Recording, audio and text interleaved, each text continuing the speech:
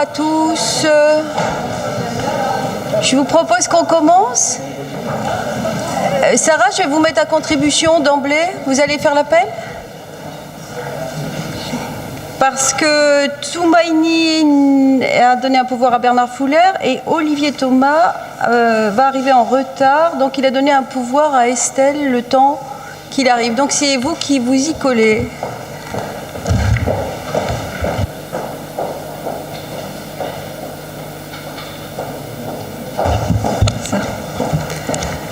Alors, Lebrun Agnès, Guilcher Bernard, Simon Galwedec Marie, Tigriat Alain, Piriou Annie, Oregan Georges, pouvoir à Jean-Charles Pouliquin, Julie Charlotte, Pouliquin Jean-Charles, Tilly Marlène, Prémel Yvon, Mingam Chantal, Fouler Bernard, Léon Christiane, Salin Yvon, Budet Jannick, Yvon Vendreden Françoise, Amono Alain, Moulec Serge, Le Gallic Yann, Nicolas Estelle, Danielou Alain, Guillaume Muriel, elle va arriver, Champrou Sonia qui donne pouvoir à Annie Piriou, Moulaki Toumaïni qui donne pouvoir à Bernard Fouler, Thomas Olivier donc pouvoir à Estelle Thomas, jusqu'à ce qu'il arrive, Cloirec Jean-Pierre, Binès Elisabeth, Vermeau Jean-Paul, Dupont Ismaël, Nol Sarah présente, Guédard Hervé, Babcérès Jean-Philippe, absent, Scatolin Valérie, pouvoir à Monsieur Dupont. Merci beaucoup. Il faut nommer un secrétaire de séance qui se propose. Vous voulez pas continuer sur votre lancée ?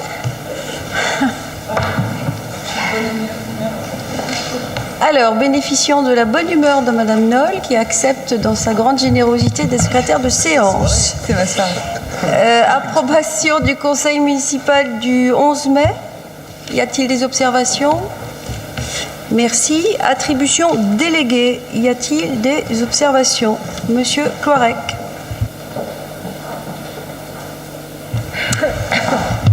Je voulais revenir sur la mission d'optimisation de fiscalité locale. Je m'interrogeais pour savoir s'il s'agissait bien de la convention avec le cabinet Ecofinance. Parce que si je ne me trompe, ce dossier-là est passé par 2 fois en conseil municipal et aujourd'hui, il se trouve relégué dans les attributions déléguées directement à Madame le maire. Donc, je m'interroge du contenu de la convention. Alors, s'il s'agit de la révision des valeurs locatives des locaux professionnels, il ne s'agit pas d'Ecofinance, puisque ce n'est pas Ecofinance qui a remporté le marché. Donc vous avez voté en délibération le principe et ensuite en attribution déléguée l'attribution à la société qui a remporté le marché, qui s'appelle SAS Capornier. Voilà la raison. Y a-t-il d'autres questions ?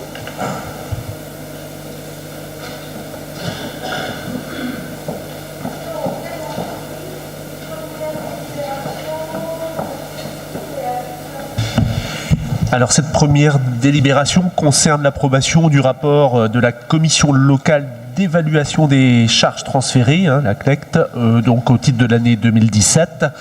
Cette délibération concerne essentiellement la charge de personnel transférée par rapport au plan local d'urbanisme. Un agent de la ville de Morlaix a été est passé à Morlaix Communauté dans ce cadre-là. Voilà l'objet de cette délibération. Y a-t-il des abstentions, des oppositions ?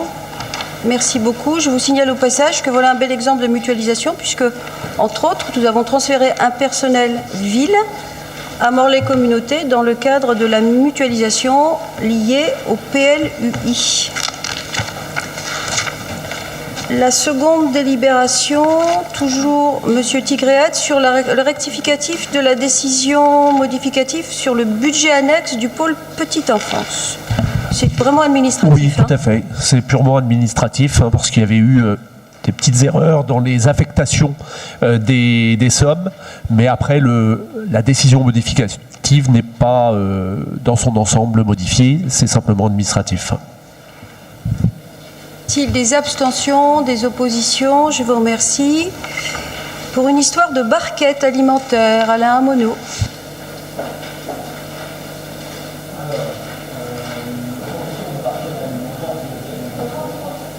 Pardonnez-moi. La fourniture de barquettes alimentaires donc, à l'usage donc, de la cuisine centrale fait l'objet donc, d'un contrat donc, de marché qui se termine le 31 donc, décembre 2017. Il convient donc de le renouveler pour l'année 2018 et pour les 3 années suivantes jusqu'en 2021. Le montant donc, de ces fournitures donc, a été estimé à 260 000 € pour les 4 années. Il est donc demandé au Conseil municipal d'autoriser Madame le maire donc, à déterminer et organiser les procédures de consultation des fournisseurs, donc de passer les marchés, de les suivre et également donc, en deuxième temps d'inscrire les crédits nécessaires à la réalisation donc, des prestations dans le budget annexe cuisine centrale. Vous êtes donc appelé à voter cette délibération. Et le 11 septembre 2017, donc, il y avait eu un avis favorable à l'unanimité de la Commission des finances. Y a-t-il des abstentions, des oppositions? Je vous remercie. Bernard Guilcher, sur les travaux de voirie et d'éclairage public. J'en ai oublié une? Pardon. Oui. Ah oui, l'ascenseur et les portes automatiques pour le dossier musée. Toujours Alain Amonneau. Oui, il y a effectivement donc, toujours un contrat donc, pour la maintenance et l'entretien des équipements donc, techniques qui concernent donc, les ascenseurs et les portes automatiques piétonnes. Donc, le marché prend fin le 31 décembre 2017. Donc, même chose, il doit être renouvelé pour 2018 et les 3 années à venir. On retrouve donc dans ces équipements donc la maintenance des installations d'ascenseurs et de télésurveillance du musée des Jacobins, de Mages, donc des services techniques à Carneguès, de l'hôtel de ville et de la mairie annexe de Plujean. Il y a un deuxième lot qui concerne donc les portes piétonnes donc de la ville de Morlaix, de l'hôtel de ville et du musée des Jacobins. Et une troisième lot pour les portes piétonnes du pôle petite enfance. Donc ces prestations de maintenance ont été estimées à 220 000 € pour les 4 années à venir, avec donc 20 000 € pour la maintenance préventive de ces équipements pour chaque année. On retrouve donc le détail donc, du lot 1 pour 130 000 €, le lot 2 pour 50 000 et le lot 3 pour 40 000. Donc il vous est demandé donc, d'autoriser Madame le maire à passer donc, ces marchés et puis également donc, à inscrire les crédits nécessaires à la réalisation donc, des prestations dans le budget ville et budget annexe de la pôle petite enfance. Merci. Y a-t-il des oppositions, des abstentions? Je vous remercie. Voirie éclairage public pour Bernard Guilcher. Oui, je vais être assez bref, puisque là, il s'agit simplement d'une nouvelle rédaction de ce qu'on a vu au mois de juillet. Donc, nous avons divisé en 2 lots. Un lot numéro 1 pour la voirie et un lot numéro 2 pour les travaux d'entretien, d'éclairage et de maintenance électrique. Donc, cette délibération, je vous laisse la consulter. En fait, les travaux de voirie seront d'un maximum annuel de 1 700 000 € et les travaux divers d'éclairage public de 360 000 €.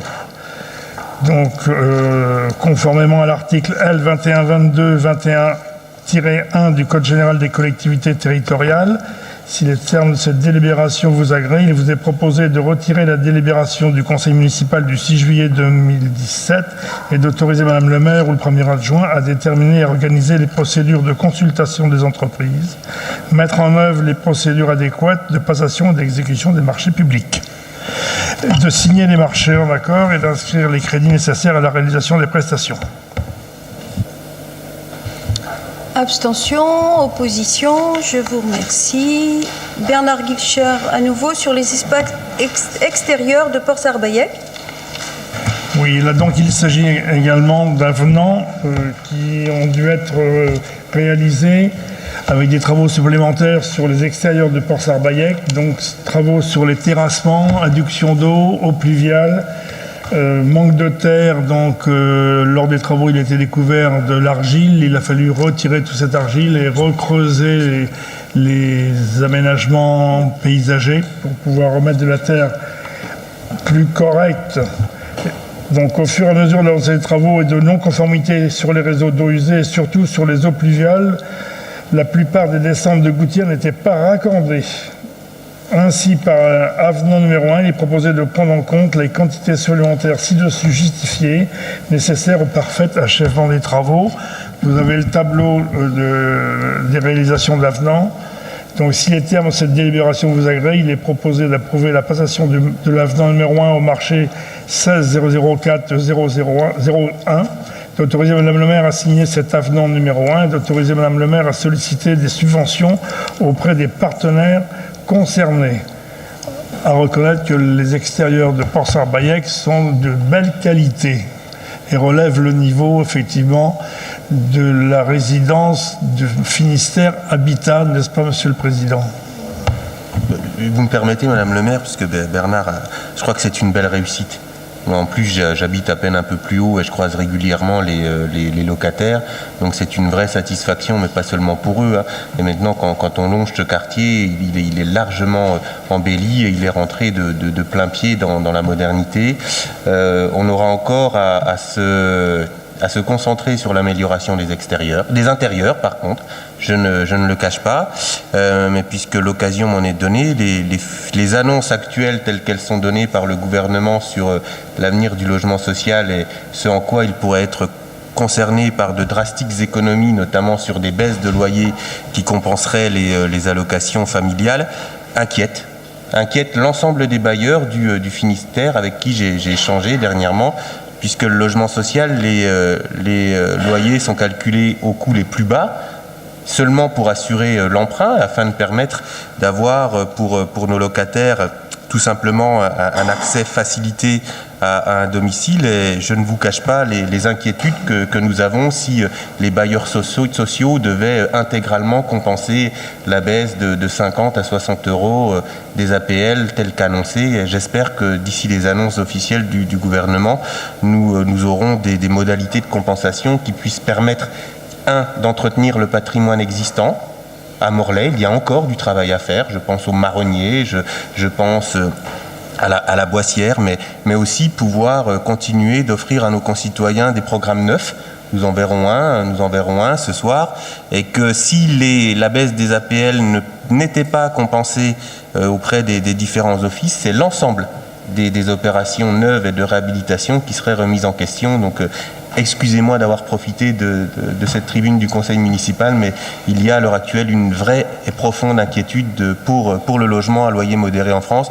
Je rappelle juste que 70% des ménages finistériens sont éligibles à ce type de logement. Donc ça touche certes nos concitoyens les plus en difficulté, mais dans un parcours résidentiel, j'ai été concerné à un moment par le logement HLM. Nombre d'entre nous peuvent l'être. Donc je crois qu'il faut attaquer ce sujet avec la plus grande prudence. Merci, Monsieur Verbeau. Enfin, un point de convergence. C'est formidable. Mais nous sommes bien d'accord.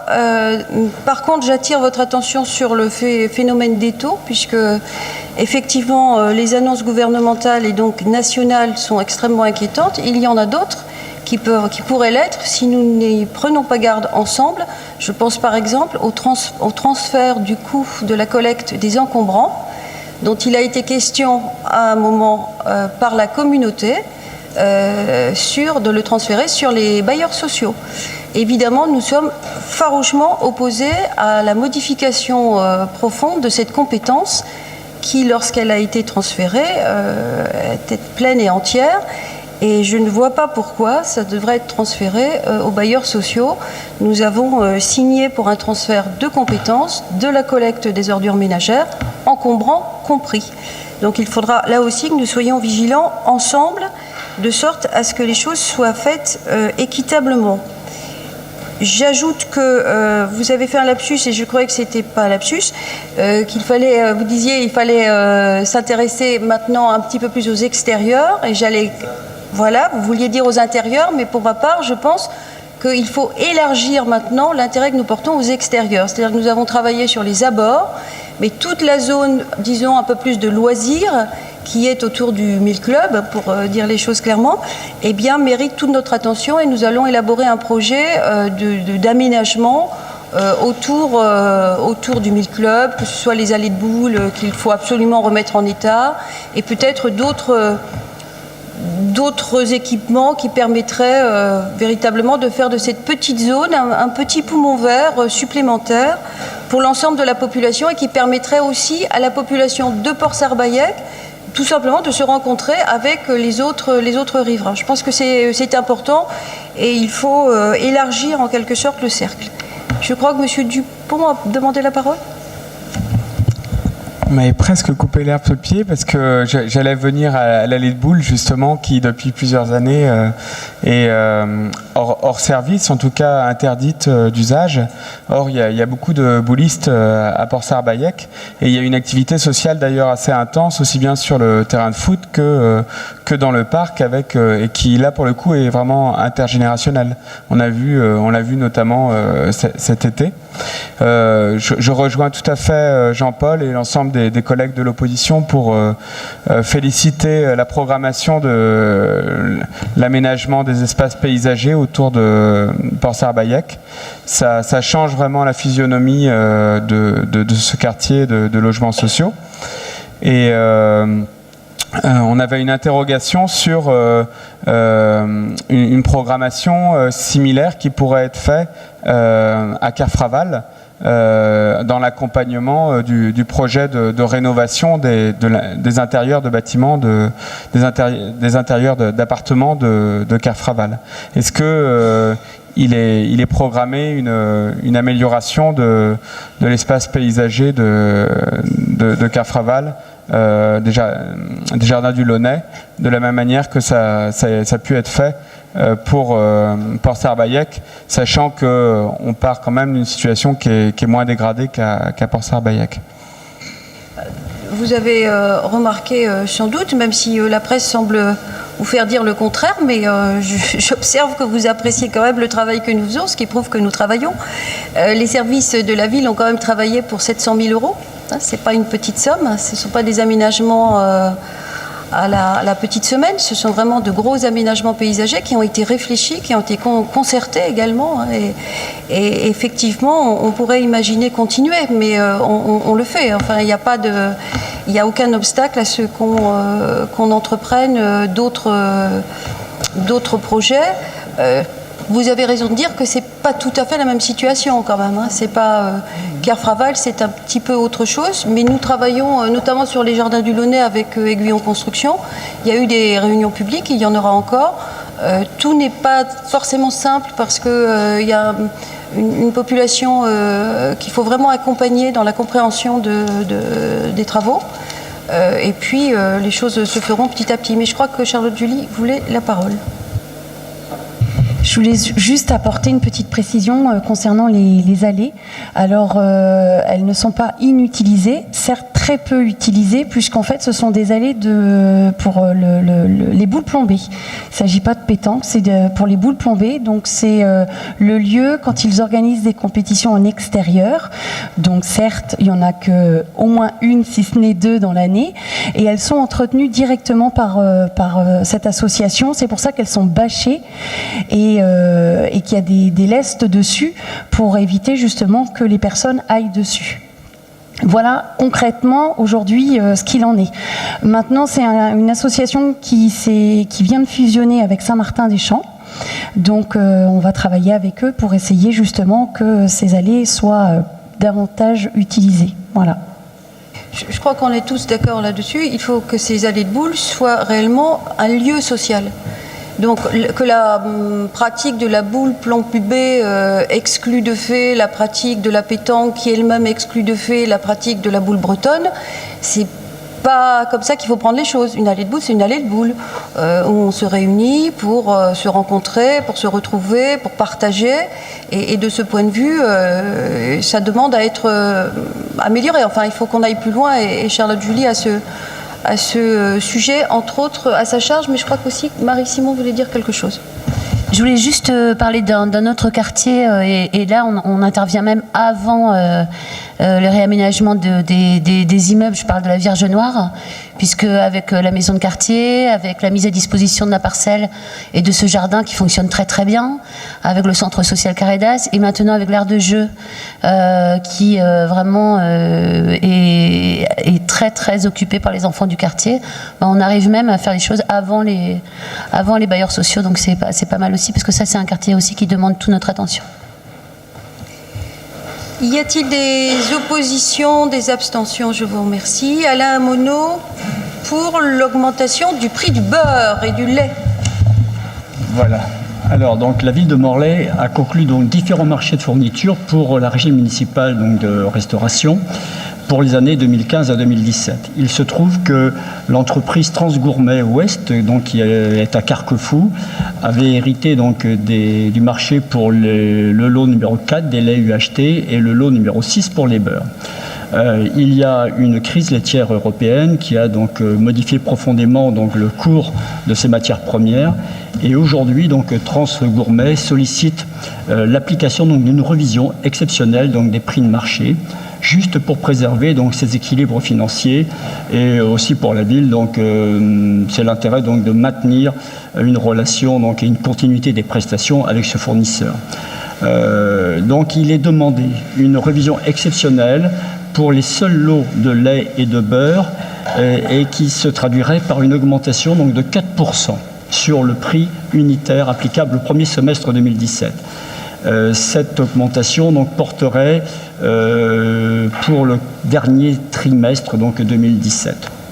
Donc il vous est demandé, si cette délibération vous agrée, donc, de valider les dispositions donc, de revision donc, des prix de 4% et d'autoriser Madame le maire à signer l'avenant numéro 1 au marché du lait et l'avenant numéro 1 au marché donc, du beurre.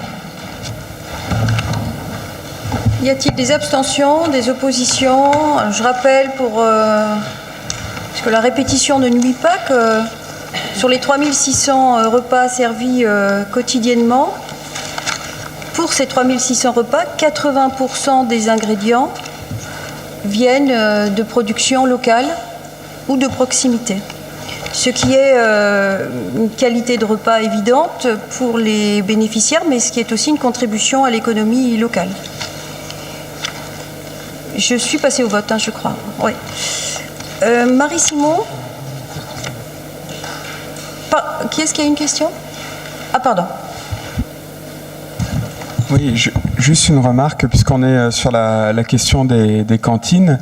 Dernièrement, dans votre conférence de presse, Madame Lebrun, dans l'article qui est paru dans le Télégramme, vous avez attribué la responsabilité de la baisse de 40% du gaspillage alimentaire, qui correspondrait donc selon vous à une économie de 13 000 € au passage au menu unique. Et à mon avis, il s'agit vraiment d'une communication qui relève d'une forme de désinformation, puisqu'il y a une confusion, à mon sens, entre les conséquences du changement de mode de réservation des repas pour les familles et pour les enfants, les repas n'étant plus réservés le jour même, et donc la charge des repas non consommés étant reportée très largement sur les familles plutôt que sur la ville. Et puis la question du passage au menu unique. À mon sens, le passage au menu unique n'a pas été décidé pour des raisons de réduction du gaspillage alimentaire. C'est pour d'autres raisons plus politiques qui vous appartiennent, qu'on a combattu. Mais en tout cas, je souhaiterais qu'on rétablisse la vérité sur les motivations et les conséquences de ce passage au menu unique, et les causes d'une réduction dont on peut se féliciter du gaspillage alimentaire, mais qui a aussi son revers pour les familles des enfants scolarisés dans les écoles publiques morlaisiennes. Je pense qu'en matière de désinformation, vous pouvez vous aussi vous inscrire si on devait établir des records, parce que c'est votre interprétation. Donc on ne va pas rouvrir le débat du menu unique. On m'a posé une question.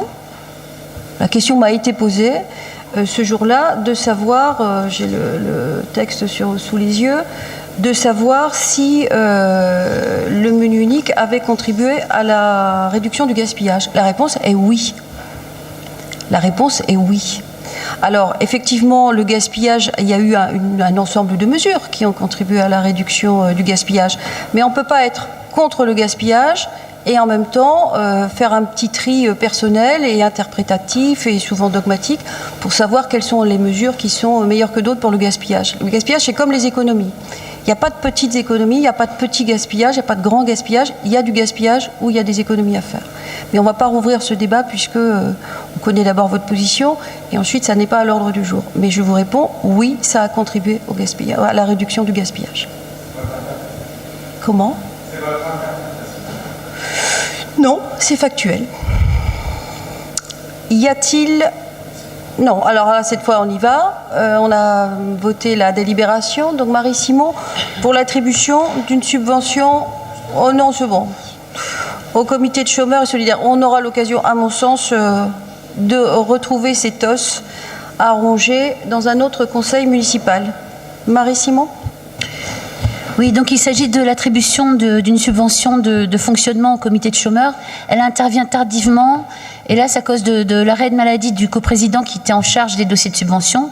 Mais évidemment, concernant l'intérêt local de l'action menée par cette association, au regard des services proposés, les permanences, l'aide juridique, la mise à disposition d'un local équipé d'ordinateurs, et puis surtout aussi les activités tout autour du jardin solidaire, avec des partenariats avec le lycée agricole de Sucigno, avec les écoles primaires de Morlaix, les moyens du bord, et enfin avec le centre hospitalier de Morlaix, puisque les patients de cet établissement ont des parcelles mises à leur disposition. C'était évident qu'on allait accepter leur dossier de demande de subvention. Donc il s'agit d'une subvention de 1 500 €. Y a-t-il des observations, des abstentions, des oppositions ? Réjouissons-nous de verser une subvention au comité des chômeurs, Monsieur Dupont, qui a augmenté depuis l'année dernière. Allez-y. Parce qu'en commission finance, on a eu un échange autour de cette subvention. On nous a rappelé que la demande de subvention avait été fixée, avait été transmise à la mairie hors délai. Et donc, évidemment, il fallait attribuer cette subvention à une association qui est essentielle pour le tissu social morlaisien et puis pour des personnes en situation de précarité et qui en plus apporte beaucoup aussi sur le plan de l'animation culturelle de la ville de Morlaix. Après, je pense qu'il faudrait aussi peut-être revoir et bonifier la communication vis-à-vis des associations pour faire en sorte que les dossiers de demande de subvention soient bien transmis, que les procédures soient bien connues de toutes les associations, qui est pourquoi pas des rappels, parce que les associations sont gérées souvent par des non-professionnels qui n'ont peut-être pas toujours la même rigueur ou la même formation que des personnels techniques d'une municipalité. Et je pense qu'il faut vraiment travailler la bienveillance du rapport aux associations en général, y compris donc dans les procédures d'attribution des subventions. Alors, c'est exactement, je suis d'accord avec vous sur la bienveillance, évidemment. Je suis d'accord avec vous sur l'absence de technicité des associatifs qui sont des bénévoles. Mais tout votre discours est exactement le discours qui contribue à créer de l'inégalité. C'est exactement comme ça qu'on crée de l'inégalité. Parce que l'association qui va faire l'effort de rendre toutes les associations ont le même degré d'information. L'association qui va faire l'effort de rendre son dossier à temps, rempli comme il faut, avec les éléments qu'on a demandés, pourquoi est-ce qu'il serait finalement pénalisé par l'association qui, elle, tous les ans, va rendre son dossier avec retard, qui tous les ans va ne pas joindre toutes les pièces? Je peux vous assurer qu'en termes de communication des services auprès des associations, c'est tout à fait exceptionnel et vous comprendrez que je n'admettrai pas facilement qu'on puisse mettre en cause les services dans leur qualité à communiquer sur les pièces qui sont exigées. En l'occurrence, c'est bien souvent téléphoniquement que les associations sont relancées pour qu'on leur indique les dates, les pièces, les difficultés éventuelles que les associations peuvent rencontrer, comment on peut les résoudre. Donc non, il y a aussi des tas d'autres motifs, dont un motif qui est tout à fait recevable ici d'arrêt maladie, mais on peut toujours perfectionner la communication, mais pour bien communiquer, il faut être deux. Il y a un émetteur, il y a un récepteur. Donc l'émetteur peut toujours émettre tout ce qu'il veut. Si le récepteur n'est pas en position de recevoir, ça pose un problème. Donc pour l'instant, tout se passe plutôt bien parce qu'il y a un grand nombre la très grande majorité des associations qui font correctement les choses. Ce sont bizarrement toujours les mêmes associations qui imaginent avoir des délais que d'autres n'auraient pas. Et ça n'est pas correct vis-à-vis de toutes celles qui, avec rigueur et surtout avec respect aussi, font les choses dans les temps. Mais en l'occurrence, il n'y a pas eu de subvention refusée. Mais par contre, nous alertons sur le fait que ça n'est pas un guichet. Donc il est nécessaire pour la clarification, pour la transparence des associations entre elles, mais aussi vis-à-vis des services, mais entre elles et vis-à-vis des services et des élus, de rendre les dossiers complets. Ce n'est pas très compliqué en vérité. Y a-t-il des... Vous êtes intervenu après ou avant? Y a-t-il des abstentions, des oppositions? C'est fait. Hein. Charlotte Julie? Alors, il s'agit de l'association Marcy Danse, qui est une association sportive de danse sportive qui adhère à l'OMS, à l'Office municipal des sports, et qui est une jeune association puisqu'elle a été créée en novembre 2014. C'est aussi une association qui ne demande jamais de subvention de fonctionnement et qui a organisé pour la première fois son gala dans la salle socio-culturelle de Ploujean le 27 mai dernier. Oui, 27 mai, c'est bien ça. Et donc, afin de les encourager à continuer à organiser ce type de gala. D'ailleurs, je vous invite, ils font des cours pour les débutants le mardi soir. Je vous invite à y aller parce que c'est vraiment une association qui est très pédagogue, notamment aussi avec les adultes. Donc pour apprendre à danser, c'est vraiment très bien. Je n'en fais pas partie, hein, je précise. Je leur fais de la petite publicité. C'est une association qui a commencé à peu près avec à peine 40 adhérents. L'année dernière, ils sont passés à 60. Et pour cette année, comme on est en pleine séance d'inscription, je n'ai pas encore les chiffres à donner. Mais ce petit coup de pouce, pour pallier un petit peu aux frais engagés pour leur premier gala, il vous est demandé d'attribuer la subvention de 120 €. Abstention? Opposition? Merci pour eux. Équipement sportif, Charlotte, mise à disposition de quoi de Congar? Alors, il s'agit donc de la salle de Quad Congar, anciennement la salle de tennis de table, on referme la parenthèse. Donc vu la convention en date du 21 mars 2014 par laquelle la ville de Morlaix a pris à bail un bâtiment dit hangar Quad Congar en vue d'y mettre à disposition exclusive d'associations sportives.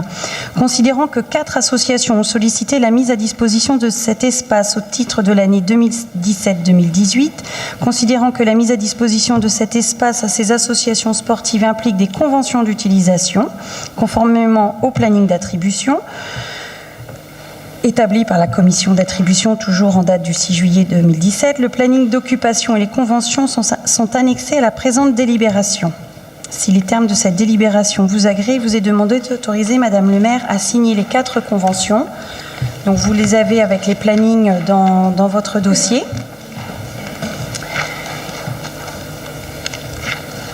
Donc il s'agit du club d'athlétisme, triathlon, la MJC pour les initiations skateboard. J'en oublie une. Oxyde roller, oui.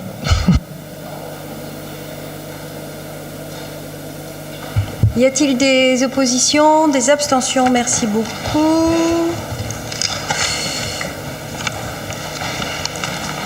Il y a juste une petite modification pour ceux qui lisent jusqu'au bout toutes les conventions. Le président de la MJC a changé, il va falloir juste faire une petite modification. Yvan Salin pour le rapport d'activité de GRDF pour l'année 2016. C'est un prendre acte. Hein. Oui. Gaz Réseau Distribution France a transmis à la ville de Morlaix son compte rendu annuel des activités réalisées en qualité de concessionnaire sur le territoire communal au titre de l'année 2016. Le document est consultable au secrétariat des services techniques ainsi qu'au secrétariat général. Quelques résultats à caractère local illustrent cette activité. La concession compte 4562 clients en gaz. La quantité de gaz acheminé s'est établie à 120 824 MKH et les recettes d'acheminement s'élèvent à 1 452 883 €. Entre autres, en 2016, GRDF a investi aussi 491 512 € sur le développement du réseau et la sécurisation des ouvrages sur la concession. Il y a eu quelques incidents, 49, qui ont perturbé en 2016 l'exploitation du réseau. Ces incidents ou anomalies ont entraîné une interruption de fourniture pour 34 clients. Il n'y a pas de vote puisque c'est juste à prendre acte de ce rapport. Je vous remercie. La délibération suivante concerne le rapport d'activité de la DSP stationnement et c'est Marlène Tilly qui s'en occupe. Considérant que le rapport d'activité 2016 du délégataire a été présenté lors de la réunion de la Commission consultative des services publics locaux en date du 7 septembre 2017 et a donné lieu à un débat faisant apparaître les éléments suivants. Bilan technique. Fait technique marquant en 2016, l'installation d'un horodateur rue des Lavoirs. La barrière de péage place AIND n'a pas été endommagée. Bilan financier. Le solde budgétaire net pour la ville en 2016 est de 278 803 € contre 291 676 en 2015. Les membres du conseil municipal sont invités à prendre acte du compte-rendu d'activité 2016 Indigo. Merci. Monsieur Guéda. Oui, j'aurais voulu juste faire une remarque sans interprétation particulière, mais au moins une constatation sur le bilan financier. Pardon.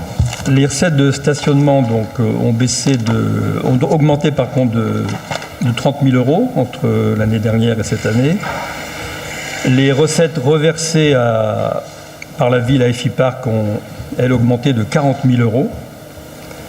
Les redevances perçues par la ville ont baissé de 10 000 €.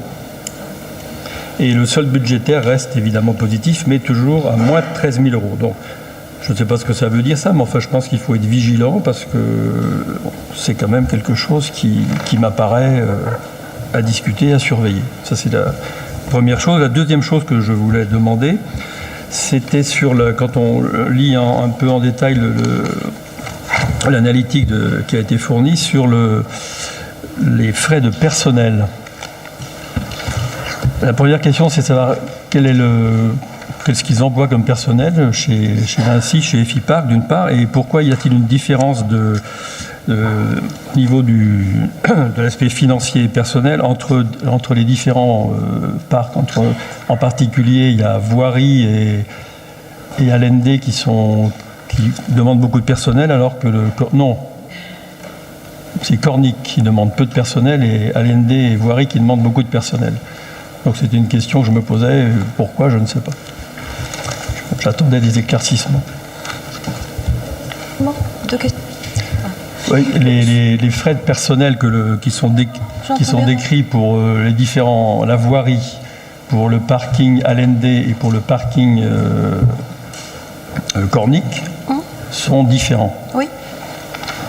Je voulais savoir pourquoi, parce qu'il y a vraiment de grosses différences. On passe de 40 000 € à un moment à 1 000 € pour le Cornic. Ça, je suis un petit peu curieux.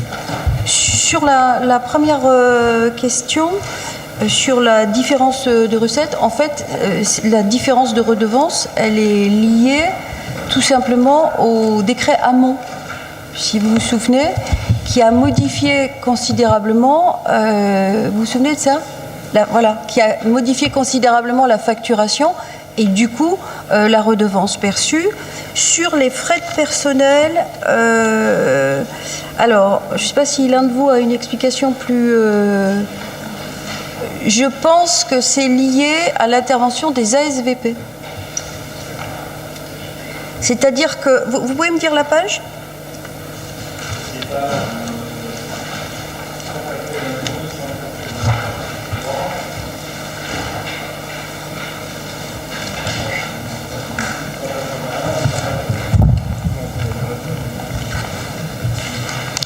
je voudrais pas vous... Ouais.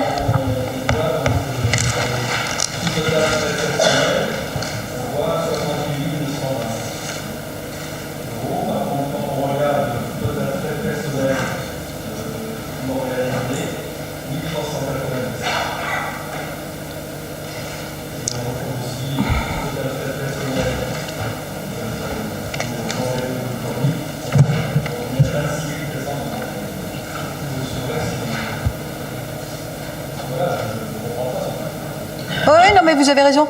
Alors, j'avoue que, évidemment, ce qui nous intéresse, nous, c'est ce qui revient à la ville. Hein. Clairement, bon, si la somme correspond à peu près à ce qu'on a estimé, ça nous convient. Donc, je vais différer ma réponse. Je pense qu'il y a eu... Allende est plus élevé. Et Allende est plus élevé parce qu'il y a eu une période où Allende était régulièrement dégradé. Et je pense que c'est l'intervention du personnel, notamment le dimanche par exemple, donc à des périodes où ça coûte plus cher de faire intervenir du personnel. Je parle avec précaution, mais je pense que ça pourrait être lié à cela, c'est-à-dire qu'on n'a pas seulement le personnel de surveillance, mais aussi on a un personnel de maintenance et même un personnel de réparation. Or, ça s'est calmé heureusement, mais on a eu quand même, à un moment donné, un certain nombre de dégradations sur Allende. Ça pourrait expliquer. Mais je pense qu'on peut l'imaginer comme ça. Cependant, je vais approfondir la question, on va la leur poser tout simplement, sachant que la ville n'est pas directement impactée, puisque ça ne change pas grand-chose pour nous, mais vous avez raison de poser la question. Monsieur Vermont ? Moi, je retiens juste la valeur pédagogique de l'intervention d'Hervé Guédard. Hein. C'est vrai qu'en DSP, bon, on a déjà débattu sur la DSP, c'est pas l'objet de ce soir de refaire le débat sur la DSP, mais il faut être extrêmement vigilant au suivi de celui-ci. Et c'est vrai qu'il faut être vigilant notamment dans les différentes affectations comptables que peut faire le délégataire, parce que quelquefois on peut avoir des interrogations. Quelquefois, elles sont rapidement levées, mais je retiens juste cela de l'intervention d'Hervé Guédard. Une nécessaire vigilance continue au contrat de délégation, cela est sain, tant pour le délégataire, on l'a vu sur le transport à Morlaix Communauté, où tout simplement un défaut de bon suivi, enfin un défaut, alors vraiment j'y mets tous les guillemets, hein, mais en tout cas il faut vraiment être extrêmement vigilant, puisque ça peut vite déraper. Hein, et donc là, j'entends juste de M. Guédard, et dans votre réponse, hein, puisque vous allez nous apporter des précisions, qu'on apporte la vigilance nécessaire à la bonne exécution de ce contrat. Je vous rappelle néanmoins, je vais passer la parole à Guilcher, mais je vous rappelle qu'il y a le CCSPL, où vous êtes représenté, où le délégataire est présent, et où la question aurait pu être posée. On parle quelquefois de représentation du groupe d'opposition. Voilà clairement une instance où vous êtes représenté, vous aviez en face de vous le délégataire, la question n'a pas été posée. Oui. Bernard Guilcher ? Ce que je voulais compléter, c'est que la modification qu'on a apportée pour l'amélioration du stationnement par la création de zones de couleur a amélioré sensiblement le stationnement sur Allende. D'ailleurs, vous pouvez le voir dans le document, qu'on a enlevé des abonnés sur ces parkings-là en gérant plus facilement les abonnés sur la périphérie des otages. On a fait une rotation très importante et supérieure à ce qu'on avait à l'origine. J'ai une autre. L'intervention de Bernard Guilcher me fait penser à un autre élément de réponse qui doit être, à mon sens, dans la modification des eurodateurs. Pour cette raison qui vient d'être évoquée. C'est-à-dire qu'il a fallu régler les eurodateurs puisque du coup, il y avait une répartition différente des abonnés. Ceci étant, le sujet est loin d'être clos, puisque vous savez qu'il y a une nouvelle réglementation qui s'appelle le FPS, forfait post-stationnement, et que nous aurons donc l'occasion d'évoquer les sujets, parce que cette délégation va forcément évoluer eu égard à l'évolution réglementaire. Donc là aussi, on est sur un prendre acte. Et la délibération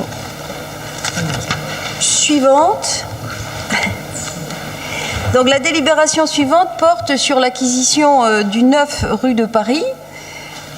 On pourrait appeler d'ailleurs provisoirement ce bâtiment le 9, un petit peu à la façon du 104. Il s'agit, la presse en a fait l'écho et je les en remercie, il s'agit de ce bâtiment, plus généralement appelé Eurodif, rue de Paris, qui était vide depuis très longtemps, sur lequel nous avions des vues et pour lequel nous avons entamé une négociation qui est parvenue à son terme, puisque nous vous proposons une délibération ce soir pour en formaliser l'acquisition. Je précise que la dernière fois, au dernier conseil municipal, nous avions évoqué ce sujet et j'avais indiqué ne pas pouvoir localiser le bâtiment qui était en cours d'acquisition pour en faire une bibliothèque nouvelle génération, tout simplement parce que la négociation était en cours. Et que si nous avions dévoilé l'endroit, c'était aussi dévoiler que la négociation était en cours. Avant donc son terme, on jetait en pâture à la fois le propriétaire et le lieu, ce qui aurait pu avoir des incidences sur la négociation elle-même. Vous pouvez observer que l'accord amiable est intervenu au prix de vente de 85 000 € au vendeur. Pour ceux qui s'intéressent un peu aux ventes immobilières, quand on parle de négociation, c'est que véritablement il y a eu négociation. C'est évidemment un projet majeur pour la ville, pour la rue aussi, mais plus particulièrement pour l'ensemble des adhérents des bibliothèques. Je dois dire que c'est un équipement culturel dont nous attendons beaucoup, sur lequel nous avons mis une équipe à travailler spécifiquement pour le projet. Cette équipe est naturellement pilotée par le directeur des bibliothèques, qui a été associé, parce qu'il ne s'agit pas de transférer les ailes du temps en l'état, avec les mêmes modes de fonctionnement. On sait que les lecteurs, les adhérents des bibliothèques ont évolué. Donc nous avons en amont beaucoup travaillé ce sujet et nous sommes arrivés à l'idée qu'il nous fallait un équipement qui ne soit pas en concurrence avec les médiathèques, particulièrement les plus récentes, mais que nous avions là l'opportunité de faire véritablement ce qu'on appelle en Europe du Nord un troisième lieu. Pourquoi ce nom ? Parce que une étude sociologique et à la fois sociologique, mais aussi sur le devenir, sur l'évolution des bibliothèques, a permis cette qualification. Pourquoi troisième lieu ? Lieu parce que lieu social. Pourquoi troisième lieu ? Parce que il y a en général un lieu privé, un lieu professionnel, et ça c'est un troisième lieu, un lieu où on vit ensemble, où on fait société ensemble, et ce lieu, s'il est culturel, c'est évidemment une valeur ajoutée. Autant dire que dans notre idée, ça n'est pas seulement d'en faire un endroit où on emprunte des livres, mais un endroit aussi que l'on fréquente pour se rencontrer, pour partager, et pour aussi y pratiquer d'autres activités que simplement la lecture ou l'emprunt d'un livre. Voilà ce que je pouvais vous dire en résumé. Nous en reparlerons, nous vous présenterons le projet quand il sera non pas finalisé, mais quand il sera esquissé, quand il sera silhouetté. Mais il était naturel de confier au directeur des bibliothèques le soin de piloter dans un premier temps une première étude, comme pour le musée, il y a un projet muséographique qui a été fait tout d'abord par les techniciens. Et ensuite, il y aura un débat entre élus pour peaufiner, pour affiner, pour valider, pour amender ce projet tel qu'il nous aura été présenté.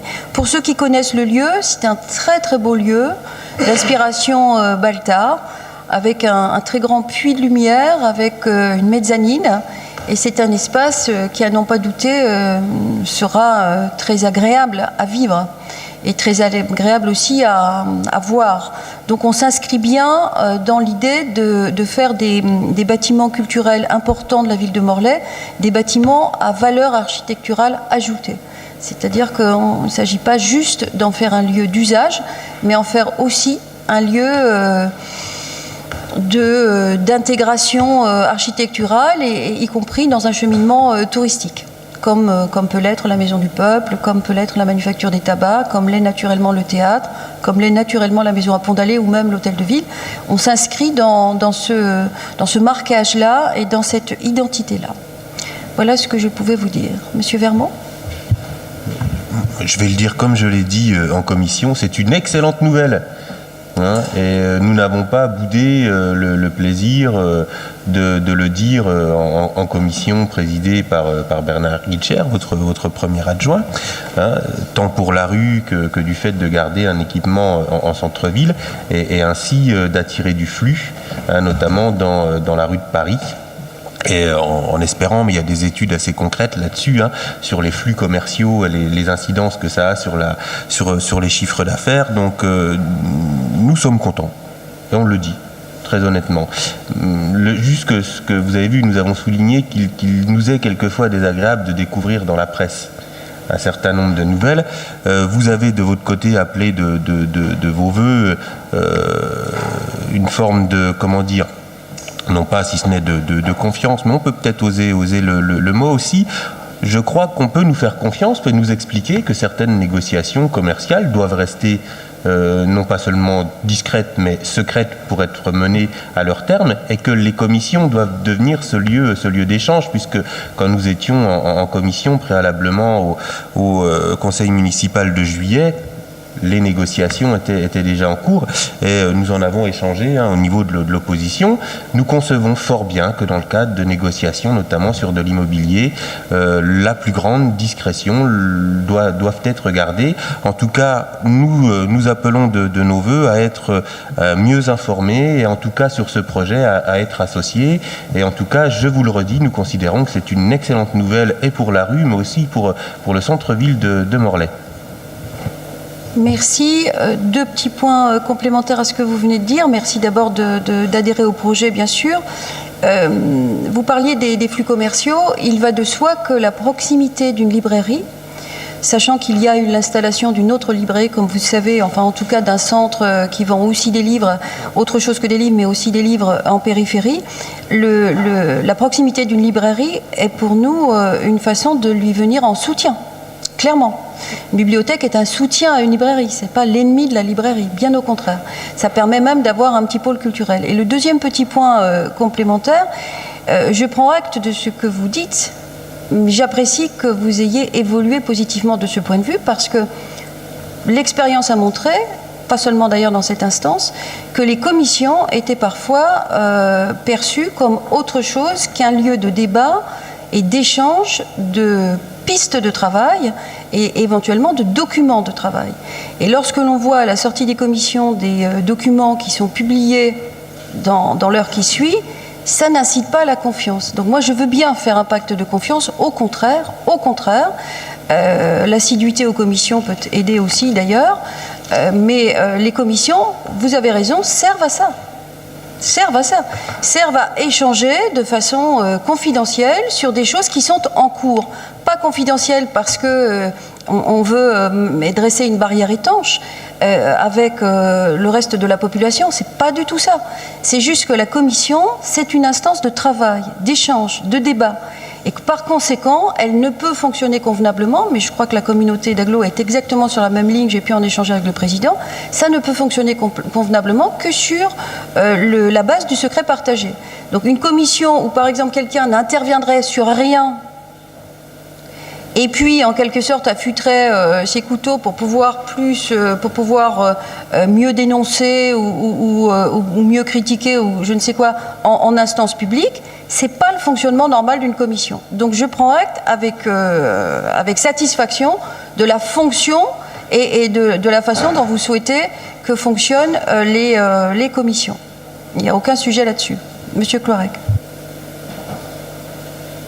Oui, tout d'abord, je voulais revenir sur votre allusion à, on va dire, peut-être de l'absentéisme ou du moins une absence de participation aux commissions. Je ne vois pas en quoi cela peut concerner l'opposition morlaisienne, puisque je prétends et je revendique une présence soutenue et régulière de tous les membres de l'opposition aux commissions. Ça, c'est un premier point. Et je ne vois pas en quoi ça peut élever le débat de mettre le point sur ce point-là. Deuxième remarque, il est vrai que donc nous avons approuvé en commission cette localisation du projet en centre-ville, comme nous l'avions demandé. On regrette encore une fois, à l'instar de l'opération de réhabilitation du musée, qu'aucun membre de l'opposition ne soit associé dans une commission ad hoc. Mais bon, voilà, on peut toujours demander. Autre chose, sur la forme, il est vrai que lors du 6 juillet au conseil municipal, nous avons eu à nous prononcer sur une demande de subvention. Donc nous avons bien sûr joint nos voix aux vôtres, et de manière tout à fait logique. Par contre, sur la forme, c'était un petit peu moins élégant, puisque nous avons appris justement par le Morlaix-Bague et par la presse que le compromis de vente a été acté 5 jours plus tard. Bon, voilà, c'est pas quelque chose qui nous fait forcément plaisir, puisque on l'a indiqué encore une fois, on pouvait sans se déjuger être garant d'une certaine réserve en matière de connaissance du dossier. Autre interrogation, c'est sur le budget. Le budget, donc 600 000 €. Il faut retirer en gros les 100 000 € de frais, bien sûr, d'acquisition, et frais annexes. On s'interroge sur la faisabilité du projet dans la mesure où nous n'avons aucune information sur le programme. Alors, bien sûr, l'équipe, M. Pelletier et 2 personnes affectées pour travailler sur ce sujet, c'est sans doute un bon début, mais est-ce suffisant? Y a-t-il un appel à idées des lecteurs, des adhérents de la bibliothèque? Est-ce qu'il y a un projet de cousinage avec la médiathèque du Roudour, ce qui serait un pas quand même assez significatif sur la formation du Grand Morlaix? Ça, c'est une piste de travail. Donc il y a bien sûr une série d'interrogations. Nous ne pouvons que bien sûr nous joindre encore une fois à vos voix pour approuver cette acquisition, mais nous manifestons un certain nombre de réserves sur la forme. Merci, M. Clarec. Il y a d'autres interventions, non?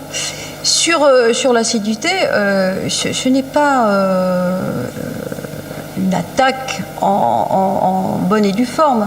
Je note par exemple qu'aux commissions d'appel d'offres, il n'y a jamais personne de l'opposition. J'en prends acte. Je ne dis pas que c'est toujours facile. Je dis juste qu'il y a plein de collectivités où les conseils municipaux, les commissions ont lieu en pleine journée. Pourquoi? Parce que les salariés ont des crédits d'heures qui sont prévus pour s'absenter pour des raisons électives.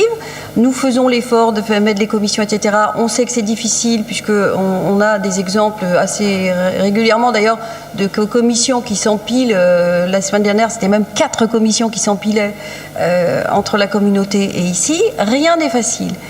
Sur la participation, la qualité de la participation aux commissions, on ne va pas faire le débat sur les commissions, mais je pense que ça va mieux d'ailleurs. Je trouve que ça va nettement mieux. Mais une commission, c'est pas fait pour faire fuiter toutes les informations qui sont échangées en commission. Tout le monde le sait. Juste sur la forme, pour lever un doute qui pourrait naître dans certains esprits, jamais, là on va sans doute en reparler puisqu'on va formaliser des rencontres plus régulières, mais jamais je n'ai refusé de recevoir l'opposition pour donner des informations parce que sur tel ou tel sujet vous vouliez des informations. Vous l'avez fait d'ailleurs à plusieurs reprises, à 2 ou 3 reprises. Vous l'avez fait, vous êtes venu de façon au débeauté ou en prenant rendez-vous, peu importe. Mais en tout cas, on a eu une discussion tout à fait naturelle et franche et sincère, sans ambiguïté, sur les éléments d'information que vous souhaitiez avoir, dont certains, si je me souviens d'ailleurs, étaient en l'occurrence confidentiels. Voilà. Donc il n'y a aucune volonté de nuire. Maintenant que dans l'opposition, on ne soit pas dans la majorité, ça, c'est pas nouveau. C'est une de la palissade. J'ai moi-même vécu cette frustration. Bon, c'est la règle. La majorité est majoritaire et donc a une forme de connaissance des informations qui naturellement est plus active et est plus importante que la minorité. Pourquoi ? Parce qu'on y est tous les jours, parce qu'on travaille tous les jours, parce qu'il y a des délégués, parce qu'il y a des adjoints, etc. etc. Bon, ceci étant, encore une fois, n'hésitez pas à venir me voir ou venir voir un adjoint et l'échange sera parfaitement naturel. Sur la nature du projet, M. Clorec, je voudrais quand même vous... Enfin, attention, vous avez des doutes sur la somme et des doutes sur le projet. Le projet est en train, là, juste de commencer à être écrit. Ce procès, finalement, d'intention, c'est a priori un peu négatif sur la qualité du projet. Elle ne porte pas atteinte à la qualité des élus qui portent le projet, elle porte atteinte à la qualité des services qui sont en train de rédiger le projet. Je veux dire que, enfin, on confie à un technicien qui est directeur des bibliothèques la préécriture du projet, laissez-le écrire son projet, et ensuite, on verra ensemble, les élus, puisque c'est le rôle des élus, orienteront. Comment ça se passe ? Enfin, il faut que tout le monde comprenne cela. L'écriture politique, c'est une sorte de synopsis. C'est une sorte de ligne. Donc, on écrit effectivement, nous voudrions non pas une bibliothèque telle qu'on en connaît, mais une bibliothèque de type troisième lieu. Nous voulons que ce soit un lieu intergénérationnel, nous voulons que ce soit un lieu intersocial, nous voulons qu'on puisse y faire autre chose que lire ou emprunter des livres. Voilà globalement la feuille de route, la lettre de mission qui est donnée. Et on ajoute à cela, pardon de la remarque, mais on ajoute à cela, et je crois l'avoir dit il y a 5 minutes, que nous ne voulons pas, avec ce nouveau lieu, rentrer en concurrence avec ce qui a déjà été fait, notamment très récemment. Donc, bien au contraire, et bien contrairement à ce que vous avez annoncé, là, tout de suite, il s'agit évidemment d'être complémentaire du Roudour, enfin de la médiathèque de Saint-Martin-des-Champs, et non pas en concurrence. Ce serait absolument ridicule, ce serait de la gabegie en plus. Par contre, c'est vrai qu'on aurait aimé peut-être aussi, nous, être au courant du projet de Saint-Martin-des-Champs. Et pourquoi pas faire quelque chose ensemble dans le quartier de la Gare ? Pourquoi pas ? C'était un tout autre projet. Ça s'est fait différemment, peu importe. On constate qu'il y a une médiathèque de très belle qualité, d'ailleurs très belle facture, qui s'est faite à Saint-Martin-des-Champs de façon communale, municipale. Très bien. Donc nous avons fait le choix, nous, de faire un équipement culturel qui soit véritablement un équipement culturel de ville-centre, c'est-à-dire qui puisse irriguer, desservir une population qui ne soit pas strictement municipale. En faire véritablement un équipement culturel de territoire. Et on y va. Mais chaque chose en son temps, laissons aux techniciens le soin de rédiger ce projet avec des rencontres régulières avec les élus, et ensuite, sur la base de ce qui aura été écrit, eh bien, nous fléchirons, nous amenderons, nous évoluerons ensemble, et voilà. Mais c'est pas... votre façon de voir les choses, finalement, est assez directive. C'est-à-dire que vous voudriez qu'on écrive d'abord le projet politique et qu'ensuite, finalement, les services exécutent. C'est pas comme ça que ça marche. C'est pas, à mon sens, en tout cas, comme ça que ça marche. Ismaël Dupont. Pardon, Elisabeth, pardon. Dans votre argumentaire, vous n'avez pas parlé que vous le vouliez ou non. Nous sommes élus, comme vous l'êtes aussi, comme vous êtes tous élus ici. Et donc, à ce titre-là, nous n'avons pas à quémander des informations. Nous pouvons avoir des informations. C'est ça, je crois, la grosse différence entre un argumentaire qui associe tous les élus et un argumentaire qui dit, ben voilà, nous sommes élus, nous sommes dans la majorité, donc l'opposition vient quémander des informations, doit quémander des informations autour d'un projet qui doit nous fédérer parce que c'est un projet municipal qui sera directement adressé à tous les citoyens, et à ce titre-là, nous avons notre place, comme vous avez la vôtre, parce que nous avons été élus aussi. Voilà. Et ça, c'est très important, parce que nous n'avons pas à quémander des informations. Ça, c'est pas comme ça que ça fonctionne, un conseil municipal. Vous avez dit, vous pouvez venir me voir, me demander des informations, et ci et ça. Non, c'est pas comme ça que ça marche. Il y a des commissions. Dans ces commissions, ce sont des lieux de travail. Et dans ces lieux de travail, nous réfléchissons à des projets pour la ville de Morlaix. Voilà comment ça fonctionne, un conseil municipal, une enceinte municipale, des élus de la majorité et de l'opposition. Et c'est pas dans un conseil municipal où on n'a pas été du tout, mes collègues et moi, on n'a pas du tout eu d'informations. C'est pas un conseil municipal. Dans un conseil municipal, c'est pas un lieu de débat, c'est pas un lieu d'élaboration d'un projet, de réflexion et de consensus ou de pas de consensus et de ci et de ça. C'est pas ça. Un conseil municipal, c'est un lieu où on présente les projets qui ont été élaborés par l'ensemble des élus. Ensuite, évidemment, il y a une technicité qui appartient plus à des personnels qui sont employés par la ville de Morlaix, mais un projet politique, c'est un projet d'élus qui donne l'orientation pour la ville de Morlaix. Et nous sommes tous là, représentant évidemment les habitants de la ville de Morlaix. Elisabeth, je souscris à 100% à ce que vous venez de dire. Nous ici, nous pouvons, les conseillers d'opposition. Non, attendez, ne déformez pas mes propos. Non, attendez, on va reprendre les choses dans le bon ordre. J'ai dit tout simplement qu'à chaque fois que vous êtes venu me voir, c'était parfaitement libre. Je ne dis pas que c'est une façon de fonctionner. Je ne dis pas que c'est une façon de fonctionner. Je dis juste que la façon de fonctionner qui est de prendre les informations dans une communication, dans une commission, de prendre les informations dans une commission et à peine la porte fermée de la commission, de les balancer sur un blog, je ne crois pas que ce soit l'échange le plus constructif que l'on rencontre. Et puis je vous rappelle, Elisabeth, que vous avez été aussi dans la majorité et que très franchement, si nous, dans la minorité, à l'époque, nous avions eu la qualité des informations que vous avez, eh ben peut-être que j'aurais pas été élue, parce que j'aurais été très contente d'être dans l'opposition. Ça a eu une vertu, c'est que ça m'a rendue légèrement enragée d'être autant à ce point frustrée des informations que la majorité de l'époque ne donnait pas. On n'avait absolument aucune information. Alors on va en rester là pour le débat, mais je retiens. Attendez, je vais vous donner la parole, Ismaël. Je retiens plusieurs choses. C'est difficile de communiquer. Les commissions, si on se met d'accord, il n'y a aucun problème, vous aurez toutes les informations que vous voulez en commission. Je rappelle que sur cette commission-là spécifiquement, il n'était... Donc, ne tirez pas d'un exemple précis un mode de fonctionnement, parce que ce serait, je pense, pas tout à fait juste. Sur cette délibération-là, sur ce sujet-là, il n'était pas question de faire fuiter la négociation et l'objet de la négociation avant que le compromis ne soit signé. Tout le monde pourra le comprendre. Une négociation, elle est gagnée quand elle est finie. Et j'ai signé le compromis les premiers jours de juillet.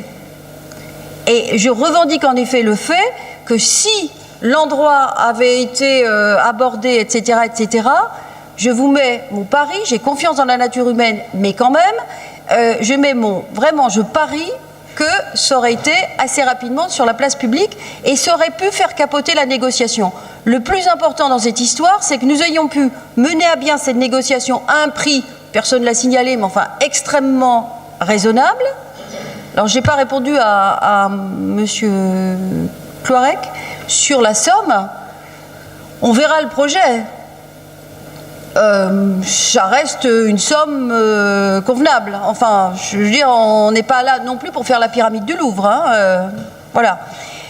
Pour ce qui est de l'intervention de Madame Binès, moi je comprends tout à fait ce que vous dites, mais où vous vous trompez, c'est sûr, et je retrouve d'ailleurs la mentalité de la majorité de l'époque, parce que on n'est pas dans cet esprit-là.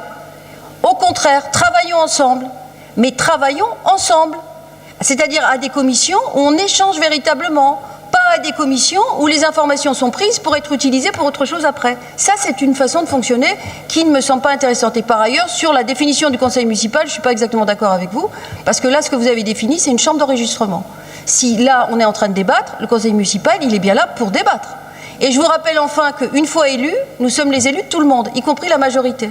Moi, je suis le maire de tout le monde, je ne suis pas le maire de ceux qui ont voté pour moi. Ça, c'était juste un petit point de précision. Ismaël Dupont. Oui, d'abord pour dire que je rejoignais tout à fait l'intervention forte d'Elisabeth Binès qui me dispense d'argumenter exactement dans son sens. Je voudrais ajouter quand même quelque chose, c'est qu'il y a un certain nombre de projets phares de ce mandat décidés par la majorité, ou des décisions importantes décidées par la majorité qui n'ont fait l'objet d'aucun débat en commission. Moi, je suis membre de la commission culture enseignement. On n'a pas débattu du passage au menu unique en commission culture enseignement avant que la décision soit prise et annoncée au personnel et aux parents. On n'était même pas informés. La bibliothèque, ça peut être le projet phare de la commission culture. Il n'y a aucune construction commune en amont. On n'a jamais évoqué cette question en commission culture enseignement. Et il ne me semble pas que les personnels aient non plus été véritablement consultés en amont sur ce projet d'installation de bibliothèque, même si on ne conteste pas le choix du lieu. Nos informations laisse à entendre que les personnels ont aussi été mis dans le fait accompli et ont appris ce nouveau lieu pour un espace de médiathèque dans la presse. Donc il n'y a pas de construction commune. Il n'y a pas de co-construction avec les élus de l'opposition des décisions qui engagent l'avenir de tous les Morlaisiens. Par ailleurs, je m'inscris en faux par rapport à votre conception du rôle des élus représentants du peuple. Pour moi, on n'est pas là pour bricoler nos décisions entre nous sans que les citoyens s'emparent des questions communales. Un exemple à Morlaix Communauté, c'est le fait qu'on révèle un projet de fermeture d'un certain nombre de déchetteries qui a permis de mobiliser la population pour la défense de ces services publics et qui a permis de sauver la déchetterie de Plougonvin. Moi, ma responsabilité, la confiance que je veux que l'on me donne, elle ne tient pas au maire, elle ne tient pas au chef de l'exécutif, elle ne tient pas au chef de la majorité, elle tient d'abord aux Morlaisiens qui ont voté pour moi, et à tous les Morlaisiens qui ont droit à une opposition qui soit combative et qui mobilise les citoyens sur des sujets qui nous semblent importants. Et les débats, il ne se fait pas que dans cette assemblée, il se fait aussi dans la ville. Et c'est important que les gens soient au courant, qu'ils ne soient pas mis systématiquement devant le fait accompli et qu'ils n'aient ensuite que leurs yeux pour pleurer ou leur bile pour maugréer. Donc les citoyens sont acteurs, ils ont droit ils sont adultes, et nous aussi nous sommes adultes. On est l'opposition, on n'est pas dans la minorité, on n'est pas la minorité, on est l'opposition, et donc à ce titre des élus responsables de leurs actes. Donc je ne signerai jamais de pacte de confiance avec vous sur la non-révélation d'informations données en commission, sauf au cas par cas sur des questions de ce genre-là, achat d'un lieu, d'accord, compromis de vente, mais il y a plein de questions qui sont soumises en commission qui méritent d'être portées à la connaissance des Morlaisiens, y compris avant le conseil municipal. Bon, on va arrêter le débat là, mais juste pour remettre les choses dans le bon ordre quand même. Oui, les services ont été informés. Bien sûr, les services ont été informés, ils ont été d'autant plus informés que c'est un vieux sujet. Cette inadaptation des ailes du temps, puisque quand j'étais dans l'opposition, j'étais contre le projet d'installation des ailes du temps rue Gambetta, parce que c'était une mauvaise idée, nous l'avions exprimé dans l'opposition. Preuve est donnée que c'était une mauvaise idée. C'est un endroit qui n'est pas accessible au PMR, il y a un étage épouvantable, c'est sombre, etc., etc. Pour les enfants, c'est dangereux. Bref, peu importe. Premier constat, les ailes du temps ne peuvent pas rester là où elles se trouvent. Deuxième constat, puisqu'elles ne peuvent pas rester là où elles se trouvent, il faut trouver un autre endroit. Troisième constat, il faut donc chercher un endroit avant d'écrire un projet. On trouve un endroit et maintenant on écrit le projet. Je ne vois pas du tout ce qu'il y a d'incohérent dans cette façon de fonctionner, ni dans cette façon de construire le projet. Pourquoi écrire un projet avant même qu'un lieu soit trouvé, sachant que le projet est généralement quand même adapté au lieu, qu'on ne peut pas faire n'importe quoi, n'importe où. Et puis, on va terminer là-dessus, mais vous allez évidemment, vous êtes très constant, vous êtes contre la démocratie représentative. C'est comme ça, vous êtes pour la démocratie participative. Eh bien, peut-être que les gens qui nous ont élus sont, eux, pour la démocratie représentative et attendent une majorité qu'elle fasse les choses selon le pacte de confiance qui a été signé dans les engagements qui ont été pris. 90% ou 95% des engagements que nous avons pris en 2014 ont été respectés. Voilà. Donc après, il ne s'agit absolument pas de pratiquer l'omerta ou de ne pas... Mais vous faites en permanence un procès d'intention. Les choses, encore une fois, sont assez simples. On fait le constat tous ensemble, et je crois que vous l'avez exprimé aussi, que le lieu ne convenait plus ou ne convenait pas, que les services, ensuite, évidemment, sont associés. Ensuite, nous cherchons un lieu. Nous trouvons plusieurs lieux, d'ailleurs, sur lesquels nous essayons de voir si on peut négocier. On négocie un lieu. On a ce beau projet ce soir. Et maintenant, le projet va commencer. Et il n'y a aucune raison que vous en soyez exclus. Voilà. Et puis, je crois que vous aviez commencé par... Nous sommes très contents, ça ne se voit pas énormément, mais peut-être qu'en votant tous pour la délibération, on va pouvoir constater que vous êtes vraiment contents. Donc qui est pour cette délibération? Qui est-ce qui la vote, du coup? C'est un petit rituel qui n'est pas inutile, que les mains se votent. Vous êtes contre? Non. Je voulais la parole. Ah, vous demandez la parole, on a passé au vote, monsieur Vermeau, allez.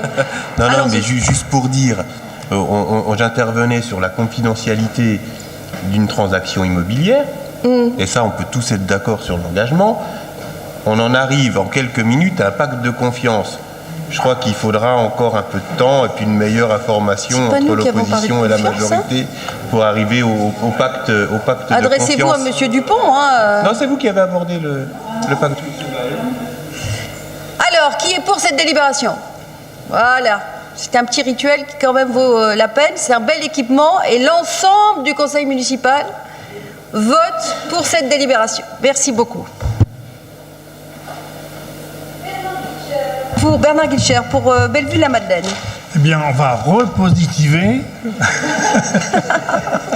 On va remettre sur rail, là. Eh bien, nous avons acheté, vous le savez, il y a quelques mois, de l'immobilier et du terrain à Bellevue-la-Madeleine. Nous vendons aujourd'hui cet ensemble Finistère Habitat. Nous autorisons Finistère Habitat à construire 10 logements à Bellevue-la-Madeleine et Finistère Habitat nous rendra l'ensemble terminé dans un an. Donc, nous vous demandons simplement ce soir de donner votre accord sur la vente des biens immobiliers 25 Bellevue-la-Madeleine, d'autoriser le maire et le premier adjoint à signer le compromis de vente, d'autoriser Madame le maire ou le premier adjoint à signer l'acte de rétrocession et de dire que la recette était inscrite au budget. Merci Monsieur le Président de Finistère Habitat. Vous sortez boire un petit verre d'eau, c'est ça? Non, c'est pas la peine que je sorte, mais pour signaler, que je ne prendrai pas part au vote, bien évidemment, en tant que président de Finistère Habitat. Mais permettez-moi, mon intervention préalablement sur le logement social, oublier une information, puisque dès cette année, l'État a d'ores et déjà décidé de baisser de 20% la programmation de construction des logements sociaux. C'est toujours l'État qui a la main sur la programmation des logements sociaux et ils doivent être agréés au niveau régional.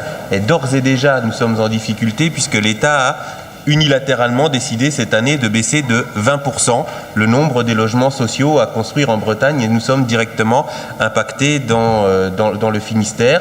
Alors malheureusement, cela va obliger l'ensemble des collectivités en responsabilité du logement social de revenir vers les bailleurs et de sortir des programmes qui étaient signés avec les communes, qui étaient prévus de cette construction. Et c'est encore une nouvelle fois une bien mauvaise nouvelle.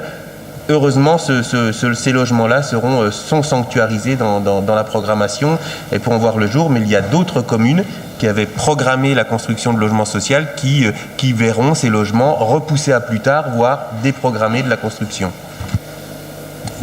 Alors, je voulais dire, pour repositiver une nouvelle fois, c'est que le projet ira à son terme et sera bien suivi puisque le président de Finistère Habitat est voisin de cet ensemble, donc il aura l'œil sur le projet.